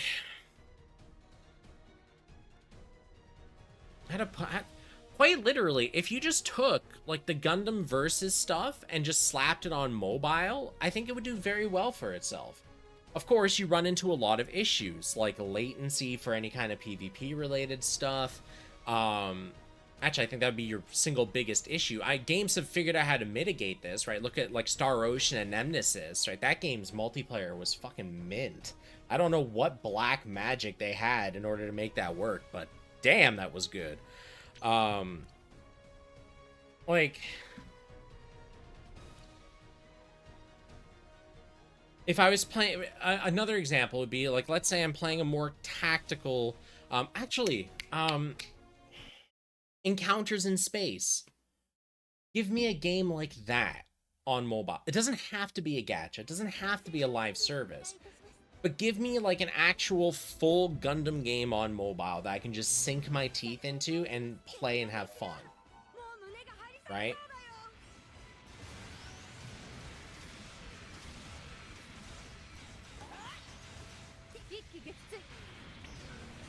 Yeah. See, when you play it like this, the game actually looks really, really just chef's kiss. It looks clean, right? But that default zoomed out HUD-filled screen is just kind of meh. Why is this not the default? Man. Wasn't where one made for CN only? Yeah, yeah. I remember it was 4 to 5 years ago, back when I was at my house where I had the bed right behind me.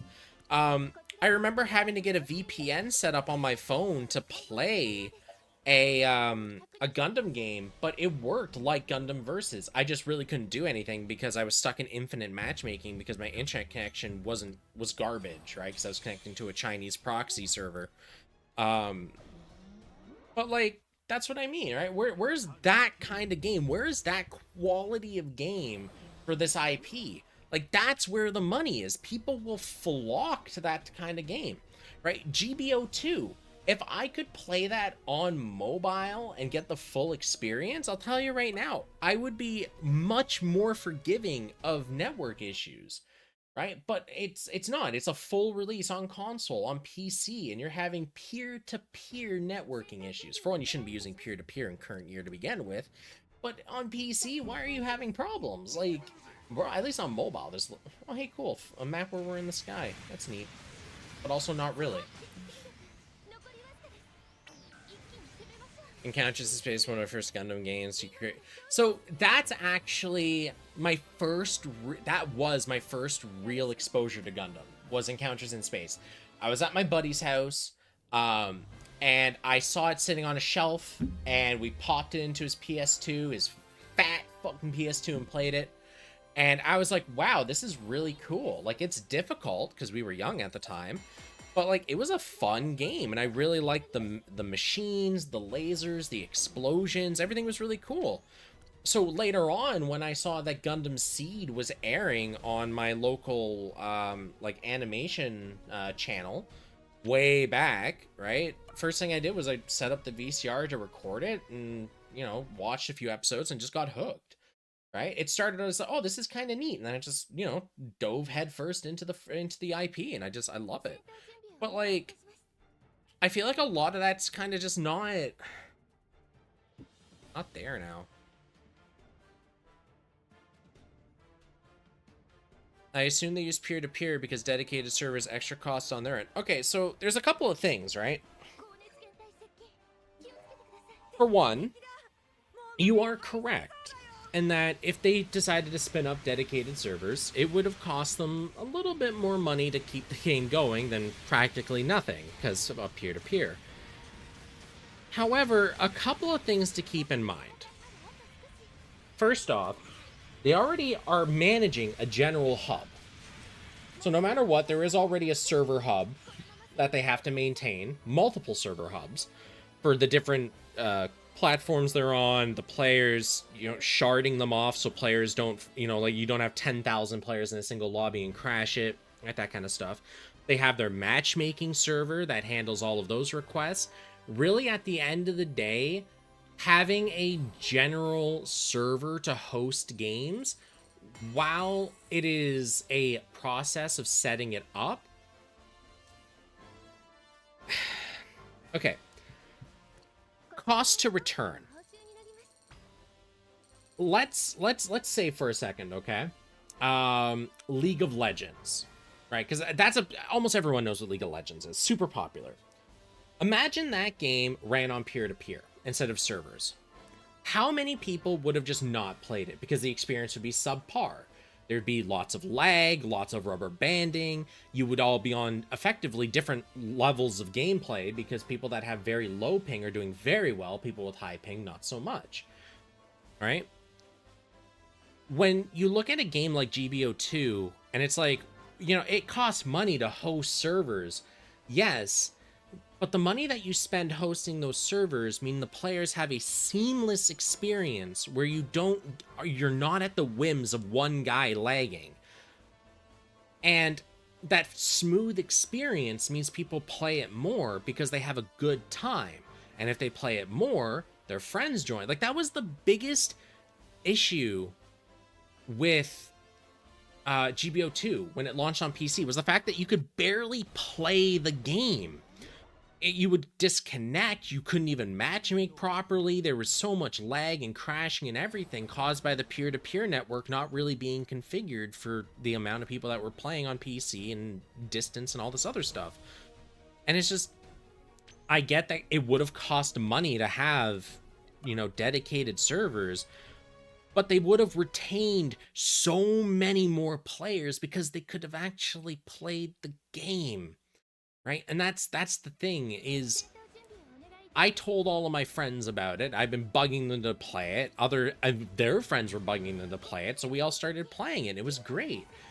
Problem was, we had to wait for like 2 weeks after the game released in order to actually sit down and do like hour-plus long gaming sessions because it just wasn't stable. We couldn't actively play. We were literally at the gate going, Bandai, let us give you money! And Bandai was like, no. We want your money, but we're not going to let you give it to us without a fight, right?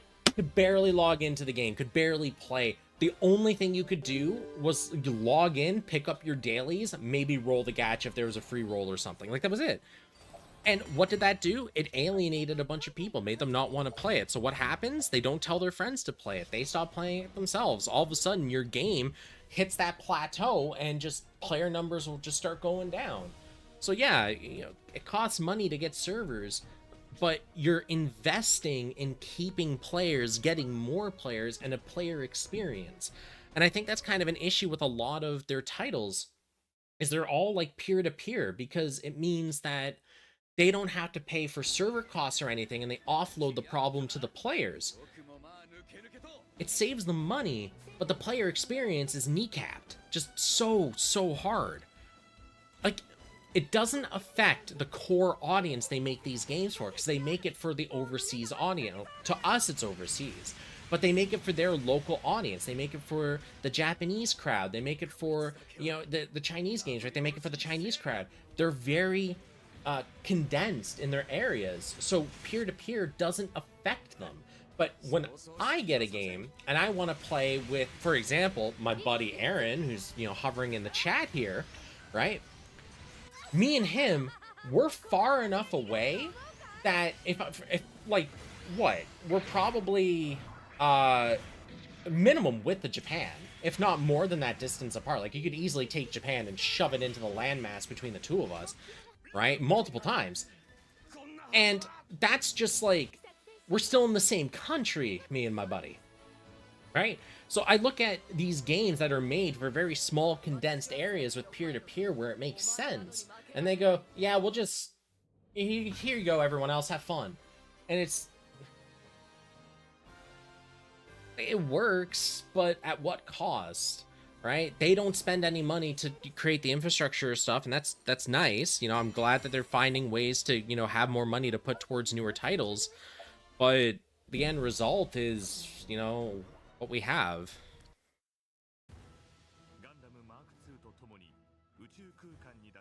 What are your thoughts about the recent Gundam Metaverse and the leaked Rising Freedom? Long and short, Daniel, if we look behind the curtain on Gundam, not actually just Gundam, Bandai Namco's stuff in the last while, they've, and I mean that for like a couple of years, they've been lax when it comes to ensuring that stuff is like, I'm not going to say secure, because stuff is secure, but making sure that things are safe, I think is the way, maybe? For example, Tales of Crestoria, if you remember that mobile game. When the beta was available, someone data mined it and got all of the content for the next year and a half. Stuff that wasn't even released yet, stuff that hadn't even been mentioned because the game was still in beta. But they data mined it and got all the banners, all the characters, like everything. It completely killed the gacha. Because people knew what was coming for the next year. Imagine that in a gacha game, right? All of a sudden, all of the FOMO is just gone, right? You look at Tales of Luminaria, same issue, is they didn't really have good encryption or protection on their stuff. People data mined it, and they found content, you know, for weeks and weeks and weeks and weeks in advance, which, you know, kneecaps the gacha. And it's a very common theme with their stuff. Even U.C. Engage, right? If you know kind of like where to poke around and who to talk to, it's already been data mined, right? They use the same stuff they did with Luminaria, more or less. There's unprotected files on your phone, too. Right? It's... So when Gundam Metaverse got data mined, I'm just sitting there like, honestly, the fact they included those files, I don't want to call it a maxim, but there's something very important that you should keep in mind, whether you're a software developer or anyone in that field, a manager, something. Always remember, whatever you release to prod, it doesn't matter how safe you think it is, doesn't matter how secure you think your stuff is. If you are releasing a production item, expect it to be data mined. Expect every single file to be laid bare in front of you. Expect the players to know everything. And that goes for GBO2 as well. I remember like a handful of months ago, maybe even longer than that. I know it was relatively recently, like in the last year, but it got data mined and people got logos for unreleased Mobile Suit series and content and stuff. And they got all sorts of information about the game. And even now on PC, people are hacking in suits that aren't released yet anywhere, right? And it really just boils down to, there is no way to completely protect your files once people have access to them, right? It's the old argument of, it does not matter how many characters long your password is. If they get physical access, you may as well just not have a password.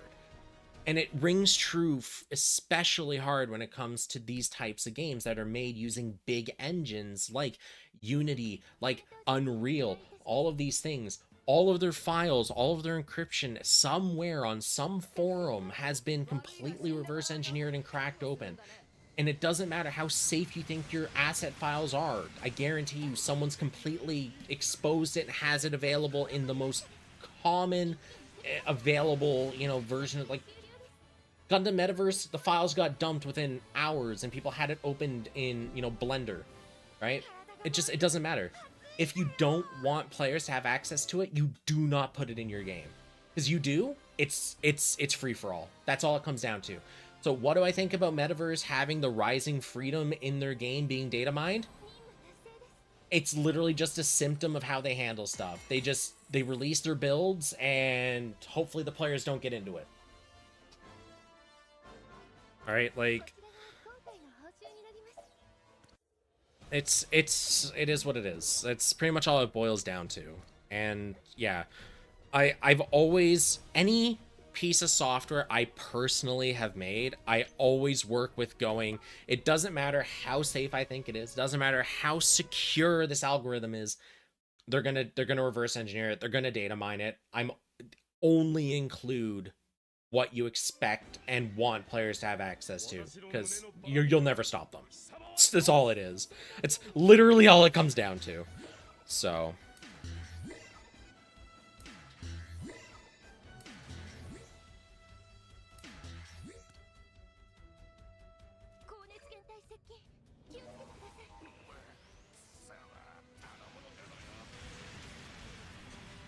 wasn't the issue mostly bad networking rather than the peer-to-peer side of things? But that's just a symptom of it, right? The biggest issue with GBO2 is just the networking, period. Using peer-to-peer is just not recommended today because of, like, okay, back in the days of like StarCraft lobbies and Warcraft lobbies, sure, peer-to-peer was valid because, you know, that's all that we had available. Typically, you would only have people in North America with decent internet connections to play with. But now we have people of varying internet speeds and qualities from all over the world able to play at the same time. And people will happily jump between servers that don't even belong in their country to play games, and that's fine. But peer-to-peer was never meant to support that for, you know, high fidelity network connections like gaming, right? And although GBO2 suffered from more than just peer-to-peer issues, that was the major killer. You fought through the main menu, you got into the hub, you finally got match made with somebody, you're getting into the game. Halts, crashes, game over. It didn't matter how bad or how good the lobby networking was. It didn't matter. The peer-to-peer was the final link in the chain, and it was paper mache. It always has been. It's just, it worked better in the past because things were different. And it works better in smaller, more tight-knit countries than when you release it to a global audience, right? That's why a lot of places will have North American servers, South American servers, European servers, is because it's easier to bunch everybody into these areas, because then you shrink that total zone down and you can work with a better, more stable general ping. But with people, like, if you... I run into it all the time when I'm playing Dota with my buds, is we'll get people from Russia, we'll get people from Malaysia, we'll get people from, you know, New Zealand that'll jump over to our server to play, and they're running, you know, 10, 15 times the ping that we are, and it's a miserable experience because they're lagging. We're having a rough time playing with them, right? The game will halt for 5 or 6 seconds while it tries to sync everything up and do the handshakes. I don't want to say don't play video games, because that's, you know, everyone's just doing it to have fun. But there comes a point where it's like, you gotta realize, like, kind of the weak link here. And that's the problem with peer-to-peer, is you have no control over that. The weak link may host the room, and then everyone just has a bad time, if you can even connect to play in the first place.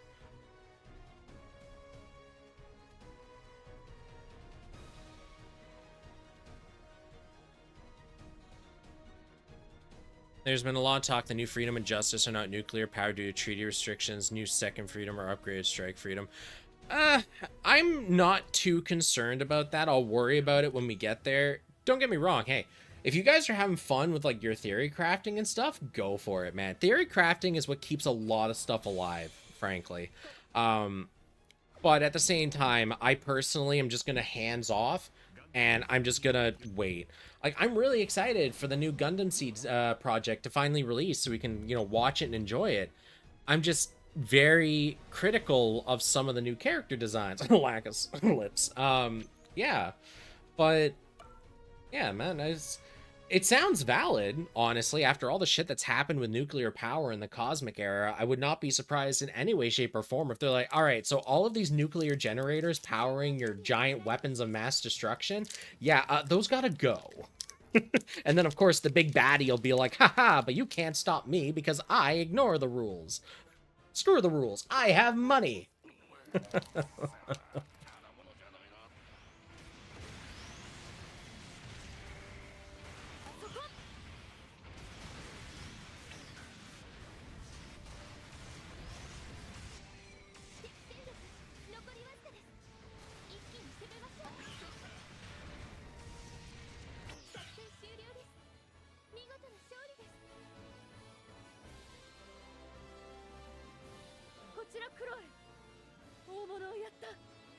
Yeah.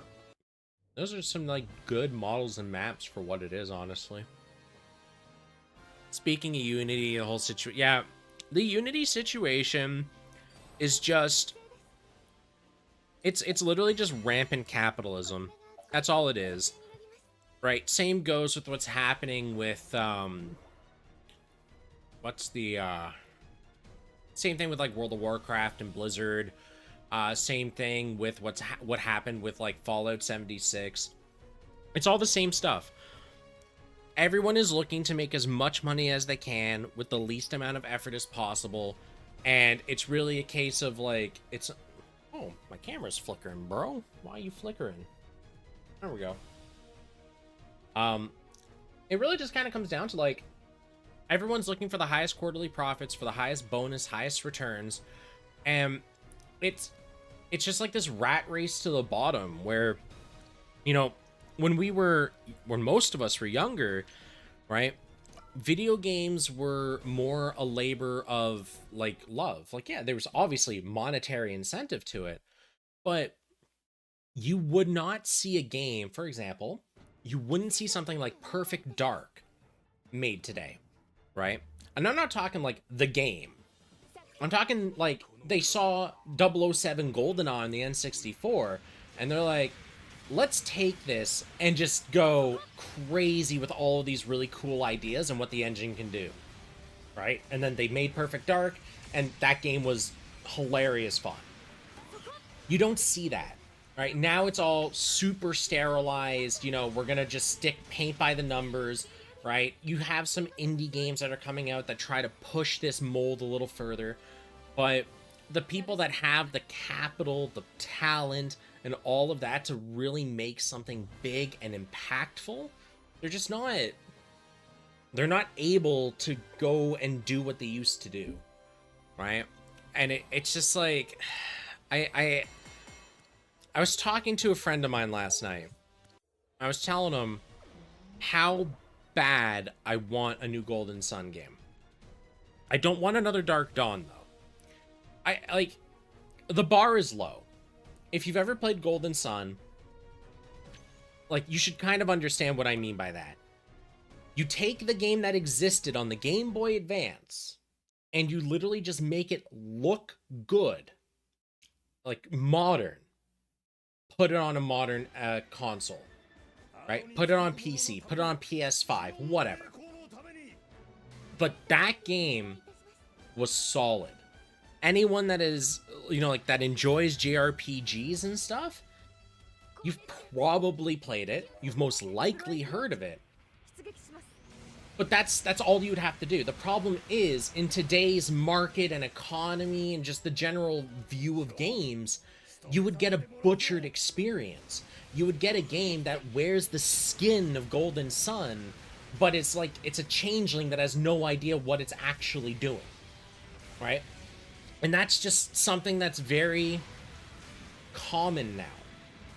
Like, you look at the newest entry for Battlefield is literally the textbook case of this. All they had to do was take Battlefield 3, Battlefield 4, or Battlefield 1, modern coat of paint, release it. Specifically, if they'd taken Battlefield 3 or 4 and just, like, modern coat of paint, you know, kind of updated the textures, made it look good, you know, more fresh, would have done great. Instead, they took the game, broke it down, removed all of the things that made Battlefield, put in all of the things that are popular. So they took a little bit of Apex, they took a little bit of this, a little bit of that, sprinkle a dash of this, and they turned it into something that was not Battlefield. That was not what people identify with the brand. And that's the problem. Is the people that are in charge of the, like, it's not the developers, it's not the people that, it's the people that make the decisions up top. It's the suits, the C-suites, right? They don't understand what makes the games fun for one reason or another, and why people want a certain game, and they're the ones that end up forcing the people lower than them on the rungs to butcher it. And it's misdirected effort.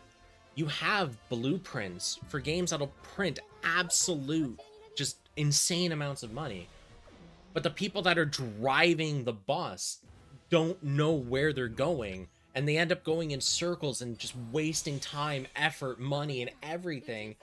And then their response when they run out of gas is, well, I guess people just didn't want to get, they just, it's not popular, we just won't go to that destination again. And people are like, no, we wanted to go there, you don't know how to get there, you're going in circles. Like, no, it's not us, it's you that's wrong. And that's it. And that's modern. That's the modern gaming sphere now. So I don't expect us to see stuff like Perfect Dark coming out again. I don't expect us to see, really, unless there's some crazy paradigm shift, right? I'm really scared for the new Elder Scrolls, because as much as I love Elder Scrolls, the people in charge just don't know what's fun anymore. Look at the Fallout entries. They don't know what they're doing, right? They're making games, but they don't know how to make fun games, right? And that's a big concern. I look at Blizzard. I loved Blizzard IPs when I was younger. Look at it now, right? Like, it's repeated across everything. So yeah, I'm just kind of freaked out seeing all of these companies just kind of running themselves in the dirt, chasing dollars, when it's like, you don't have to. You don't need to, you don't need to do what the Unity CEO did. You don't have to go and tax everybody every single dime that you can. You're making money. You're making so much money. You don't need 6 more yachts. 1 will do. But that's just not the way capitalism works. That's not how quarterly bonuses work. And here we are. Didn't BlizzCon... I'm pretty sure BlizzCon got canceled. Yeah. Only ones that indies can do whatever they want to be holding them support. Yeah, the problem is though, indies, as mentioned, they don't have the budget, and they typically don't have the talent. And I'm not saying they're untalented, but it's like, you have these AAA studios. Like, for example, okay, I'm Blizzard, okay? I go to this guy that's been programming for 25 years. He's like a senior gameplay design guy, right?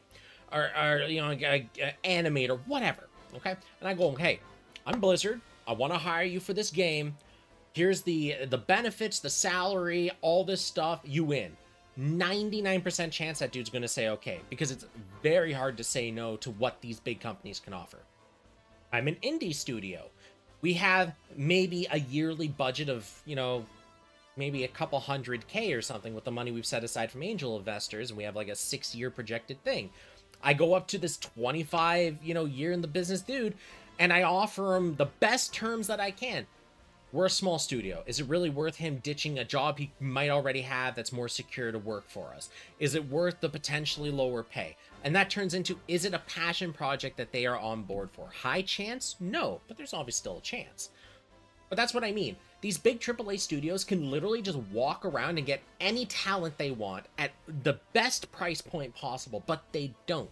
They'd rather just keep this grind mill going of, get rid of the people that want pay and just, don't have the talent needed to make these big titles. And then the indie studios are just left like, well, shit, right? There's been some really good indie games, though. I will say that. There's been some really, really mint indie games over the last few years. But they'll just never really compare to these big studios and what they're cranking out, right? I don't know. I see all of these IPs that There's so much potential in them, and they're just not being leveraged. And it's just a myriad of reasons for it. But yeah. I guess I should probably get a little on topic for this game here. Oh, it's what's caught up? Okay, cool. Like, so playing U.C. Engage. My thoughts on it so far.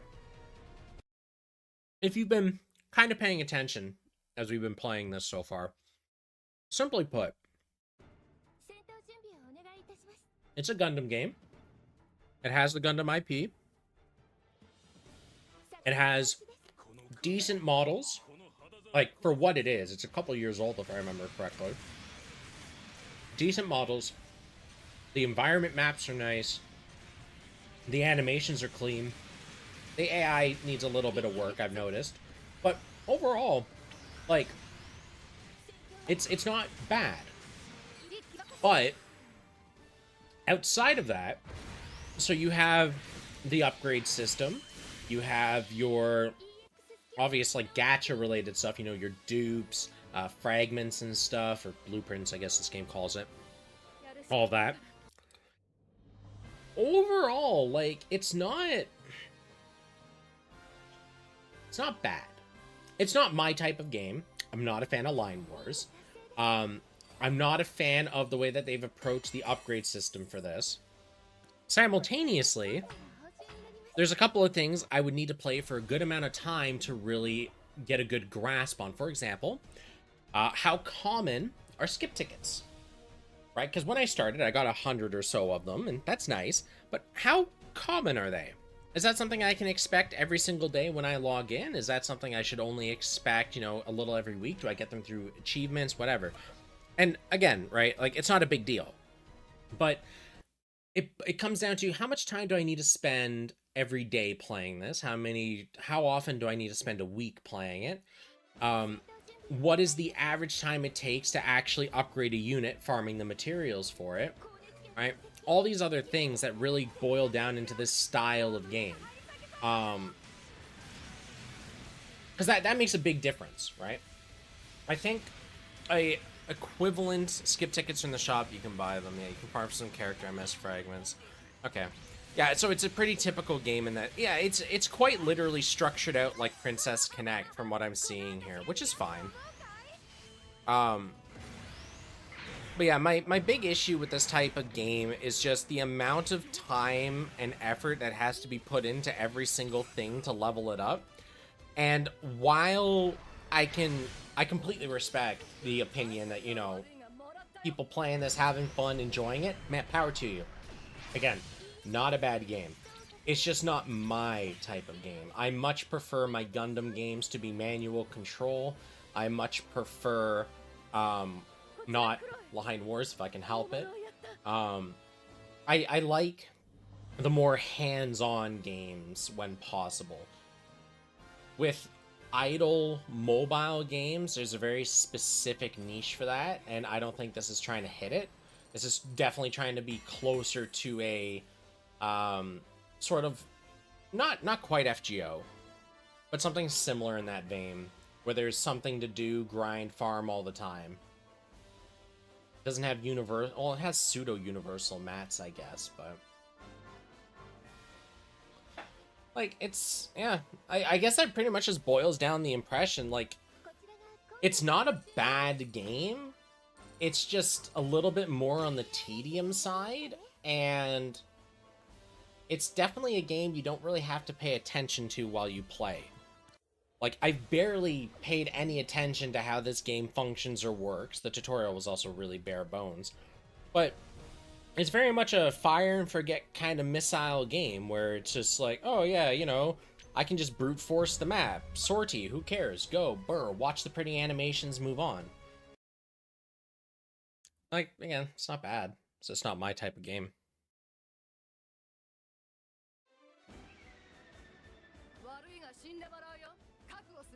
I still feel like, God, they could have, so much could have been done with these backdrops and the models and stuff. I really hope they recycle these and use them for another game. It would be such a waste not to.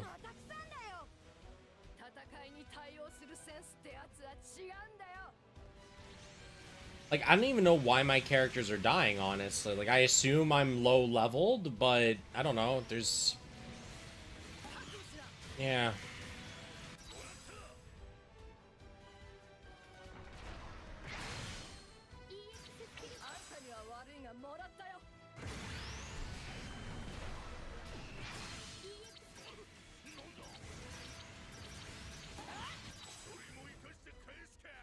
The big nose uses the big magnum.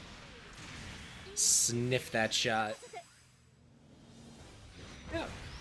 No, this is kind of a nice, relaxing little stream. Just play some games, catch up with y'all. Haven't seen you guys in a while. It's nice. I need to really find something more consistent to stream though, because that's been really the biggest issue. Like, I'm partially contemplating doing like a Minecraft thing, because I've been playing a lot of that as just like unwind and relaxation. But like, I don't know. Again, it's like a relaxation thing for me, so I think the stress of having to focus on streaming and whatnot would be defeating the entire purpose of it. But yeah, Persona is still quite a few months away, if I remember correctly. Because that's like February. I can't really think of anything else that I have on tap to really stream or play that's like...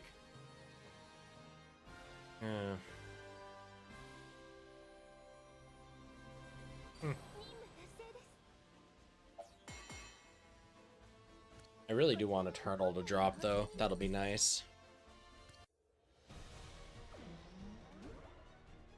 Nah, the job won't settle down, unfortunately. It's only going to get more busy from here. Like I said, I'm really hoping to find something a little more in line with like what I want to do.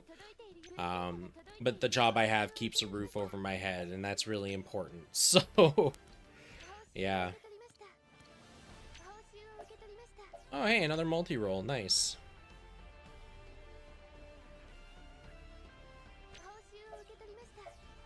Oh yeah, change my home mobile suit. I should probably do that, huh? Yay.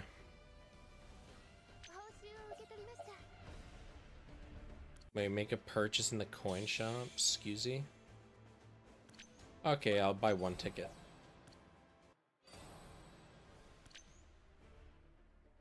Edit a comment.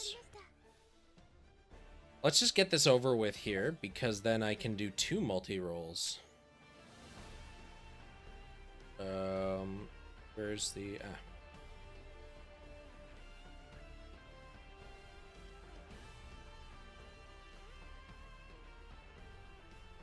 Fantastic.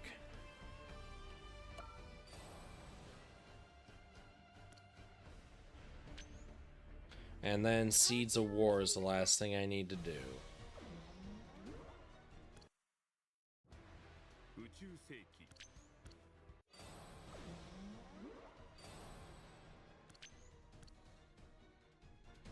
Become a Warframe streamer? Nah, man. Like, Warframe is way too much of an investment. Screw that.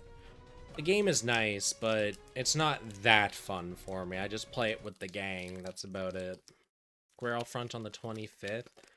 I don't actually think I have done a Grail Front besides the original Grail Front. Legit, I have almost no desire to play FGO anymore. Like, it's just not enticing to me anymore. I haven't actually done an event in like half a year.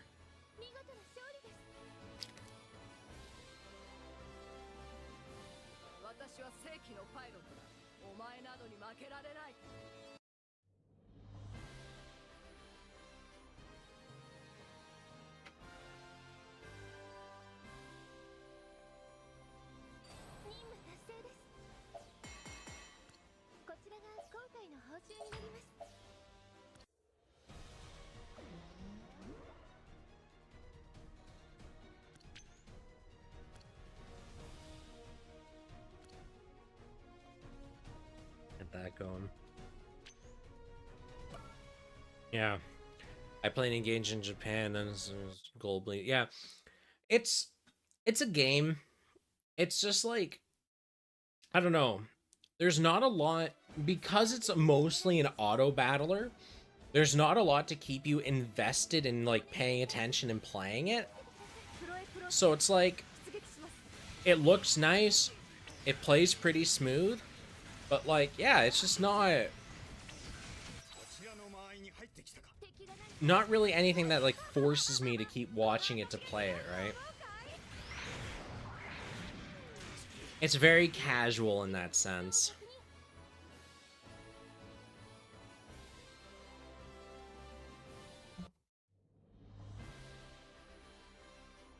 And I think after I finish this and get the last multis out of the way, I'm going to call it. I think I've got a pretty good idea of what this game offers at this point.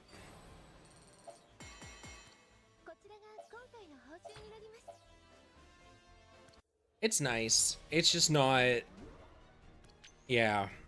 It's not what I want from a Gundam game.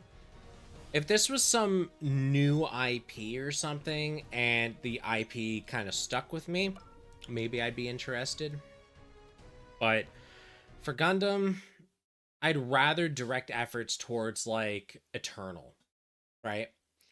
That's something I really desperately want to do well so I can sink my teeth into it for a long time. Because that format lends itself just so well to mobile. I got a hot take. I prefer U.C. over the IBO. This force like the IBO game does. Yeah, so Erderhun. I keep hearing about it, and I'm just like, yeah, I'm not... This is probably going to get a very angry Sukiya in my DMs at some point, but I don't know. I was not a really big fan of the IBO universe. Some of the characters were pretty cool, and they called out to me. Some of the suit designs were pretty spicy. But overall, it's the same reason I'm not a big fan of Fallout. I don't like that post-apocalyptic, everything is run down, ruined. Even an example that probably a lot of casuals would know, when Sword Art Online's Gun Gale arc started in the anime, there was literally nothing at all that enticed me whatever to watch it. Don't like, you know, fucking desert ruins. Don't like the aesthetic of, you know, VR MMO stuff. Don't like the whole, you know, Fallout guns post wasteland shit. Like, it's just not appealing to me, right? So IBO, with its very, you know, scarcity, wasteland, very, it didn't appeal to me. But I understand why people like IBO. Like, the characters were pretty cool. The setting wasn't, while it's not my cup of tea, it was pretty cool. But, yeah. I'm pretty sure that's just, yeah, that's not going to be enough to get the achievement, I don't think. Unless I just needed to watch that first film. Oh, I did, okay. And that gets me my 3K for the multi. Alright.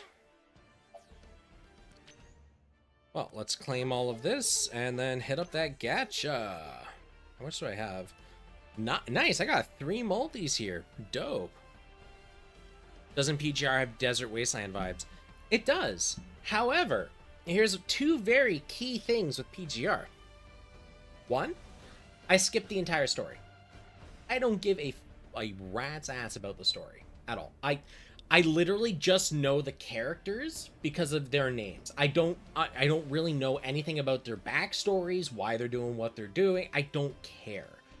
And that's because the second point, I'm into PGR because the combat and the general progression flow and just in general the underlying mechanics of the game are absolutely top-notch.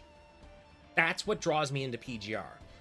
I don't care about the story. The story to me is just a little bit of garnish on the side. Don't give a shit about you. It's all the combat, the underlying mechanics, the feeling of progression, and everything else just works so well, right? Some games I do play for the story, right?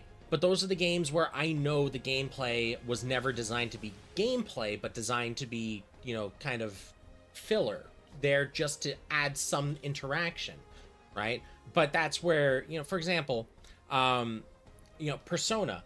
Yes, it has an in-depth combat system and everything, but the game very much focuses a lot more on delivering a story to you, the combat isn't the primary vehicle, right?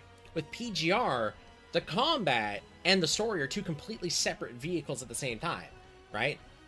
I don't expect the story to be good, and it probably is, but the combat is its own complete dedicated thing, and it's more than enough to keep me satisfied, right? With Persona, the story is, you know, the primary vehicle there, and the combat system and all those sub-mechanics feed into that, and it's a very interesting kind of like parasitic back and forth relationship they have going on. Symbiotic, I think, is actually the proper word, not symbiotic relationship they have going on. And if you took all the combat and the battle out, you'd still have a really, really solid story, a lot like PGR. But flip it around where you have just the combat system for, you know, Persona, and it's like almost any other RPG. It works really well because of all the other factors that are in the game, right? So give us a new Breaker game. Yeah, man can wish, huh? Alright, anyways, let's do our pilot gacha, a couple more rolls here, and then we're going to call it a day, because it's been, yeah, over 2 hours now. Yeehaw. I think we all miss it, Alan. Let's be real here. Alright, so that's... Door 1 is basic rarity, Door 2 is gold rarity, and then I think if it opens the third time, yeah, that means that we're going to get an SSR guaranteed. No door. Cool. Assemble. Avengers, assemble!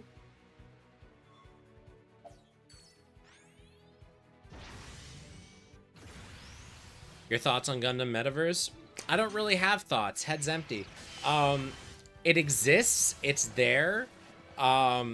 Honestly, I have been just so busy over the last while, I haven't really been able to, like, look into it or do anything with it, so... Oh, hey, Doral, I don't even know who you are. Cool beans. Seriously, who are you? You're from... Okay, well, that's why. You're F91. How the heck am I supposed to know F91 stuff?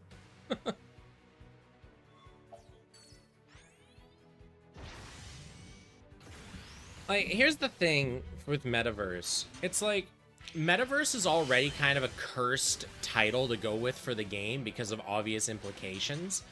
But on top of that, from what I understand, there's like NFT related stuff. And while NFTs by themselves aren't like really anything bad, it's the fact that like most people are excessively wary about them after all the stuff that's happened over the last few years.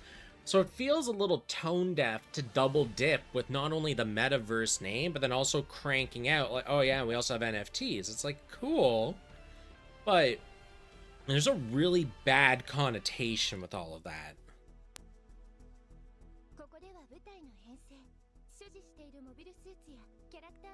Yeah, like... Again, it doesn't inherently boil down to anything like super negative. It's just like opening the door to start using Metaverse just feels really weird. Actually, I think another great example of a game that had like good potential, Blue Protocol. That's another game where leading up to it releasing, there was nothing but positivity about it. It looked good. It was a new MMO. It had some really nice modern cell shading stuff going on.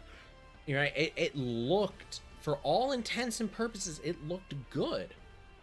And then the game released, and people had fun, and they were playing it, and they were enjoying it. And then you slowly started kind of like peeling away little bits of that onion, and you kind of realized, like, there wasn't a lot of depth to the classes. There wasn't a lot of depth to rotations. There's really not much, right? It was a lot of very superficial stuff and really not a lot underneath. And I think that's kind of like... Yeah, it's the best way to really put it, I think. I'm still really miffed about this whole cropping this art. Like, what the heck?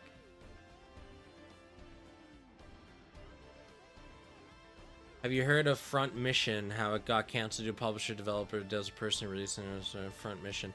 Never even heard of Front Mission, honestly. Like,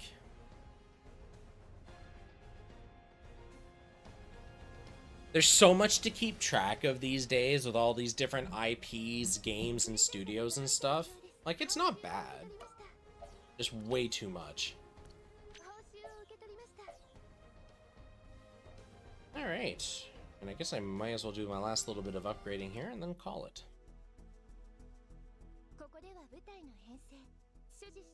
Upgrade.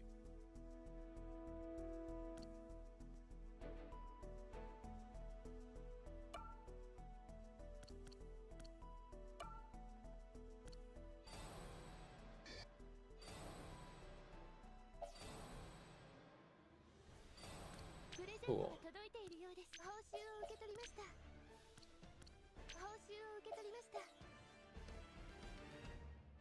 Nice. Alright. Well. Yeah, what's the point of this when they don't even have the full art there? Oh yeah, okay. What happens if I put something with full potential unleashed here? Oh, so that's why it looks like garbage. So, when you have a not fully awakened suit, they just give you the small cutout in the default space background. But then when you have the fully uncapped, they actually expand it to the full art.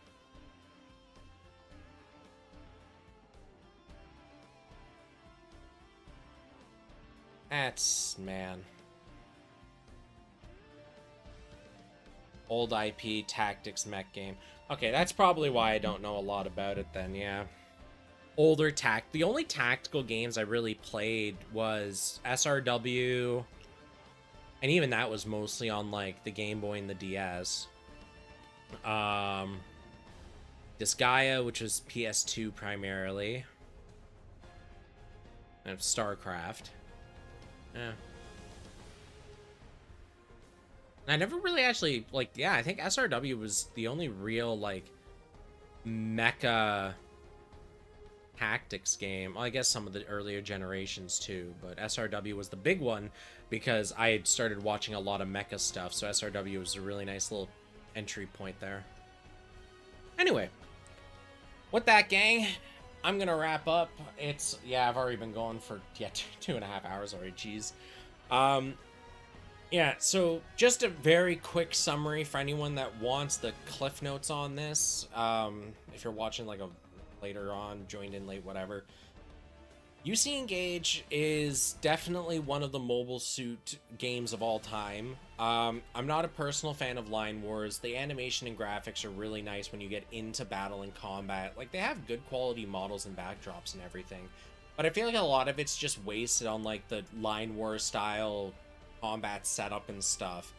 And, yeah, I'm not sure how to feel about quality of life features such as certain combat speeds being locked behind a subscription fee, nor am I really happy about the fact that people that pay the sub fee get faster leveling and stuff. That is quite literally a, you know, pay to progress kind of thing, and it just feels like, I don't mind, okay, I sort of mind battle passes, but I don't, it depends on what's in them.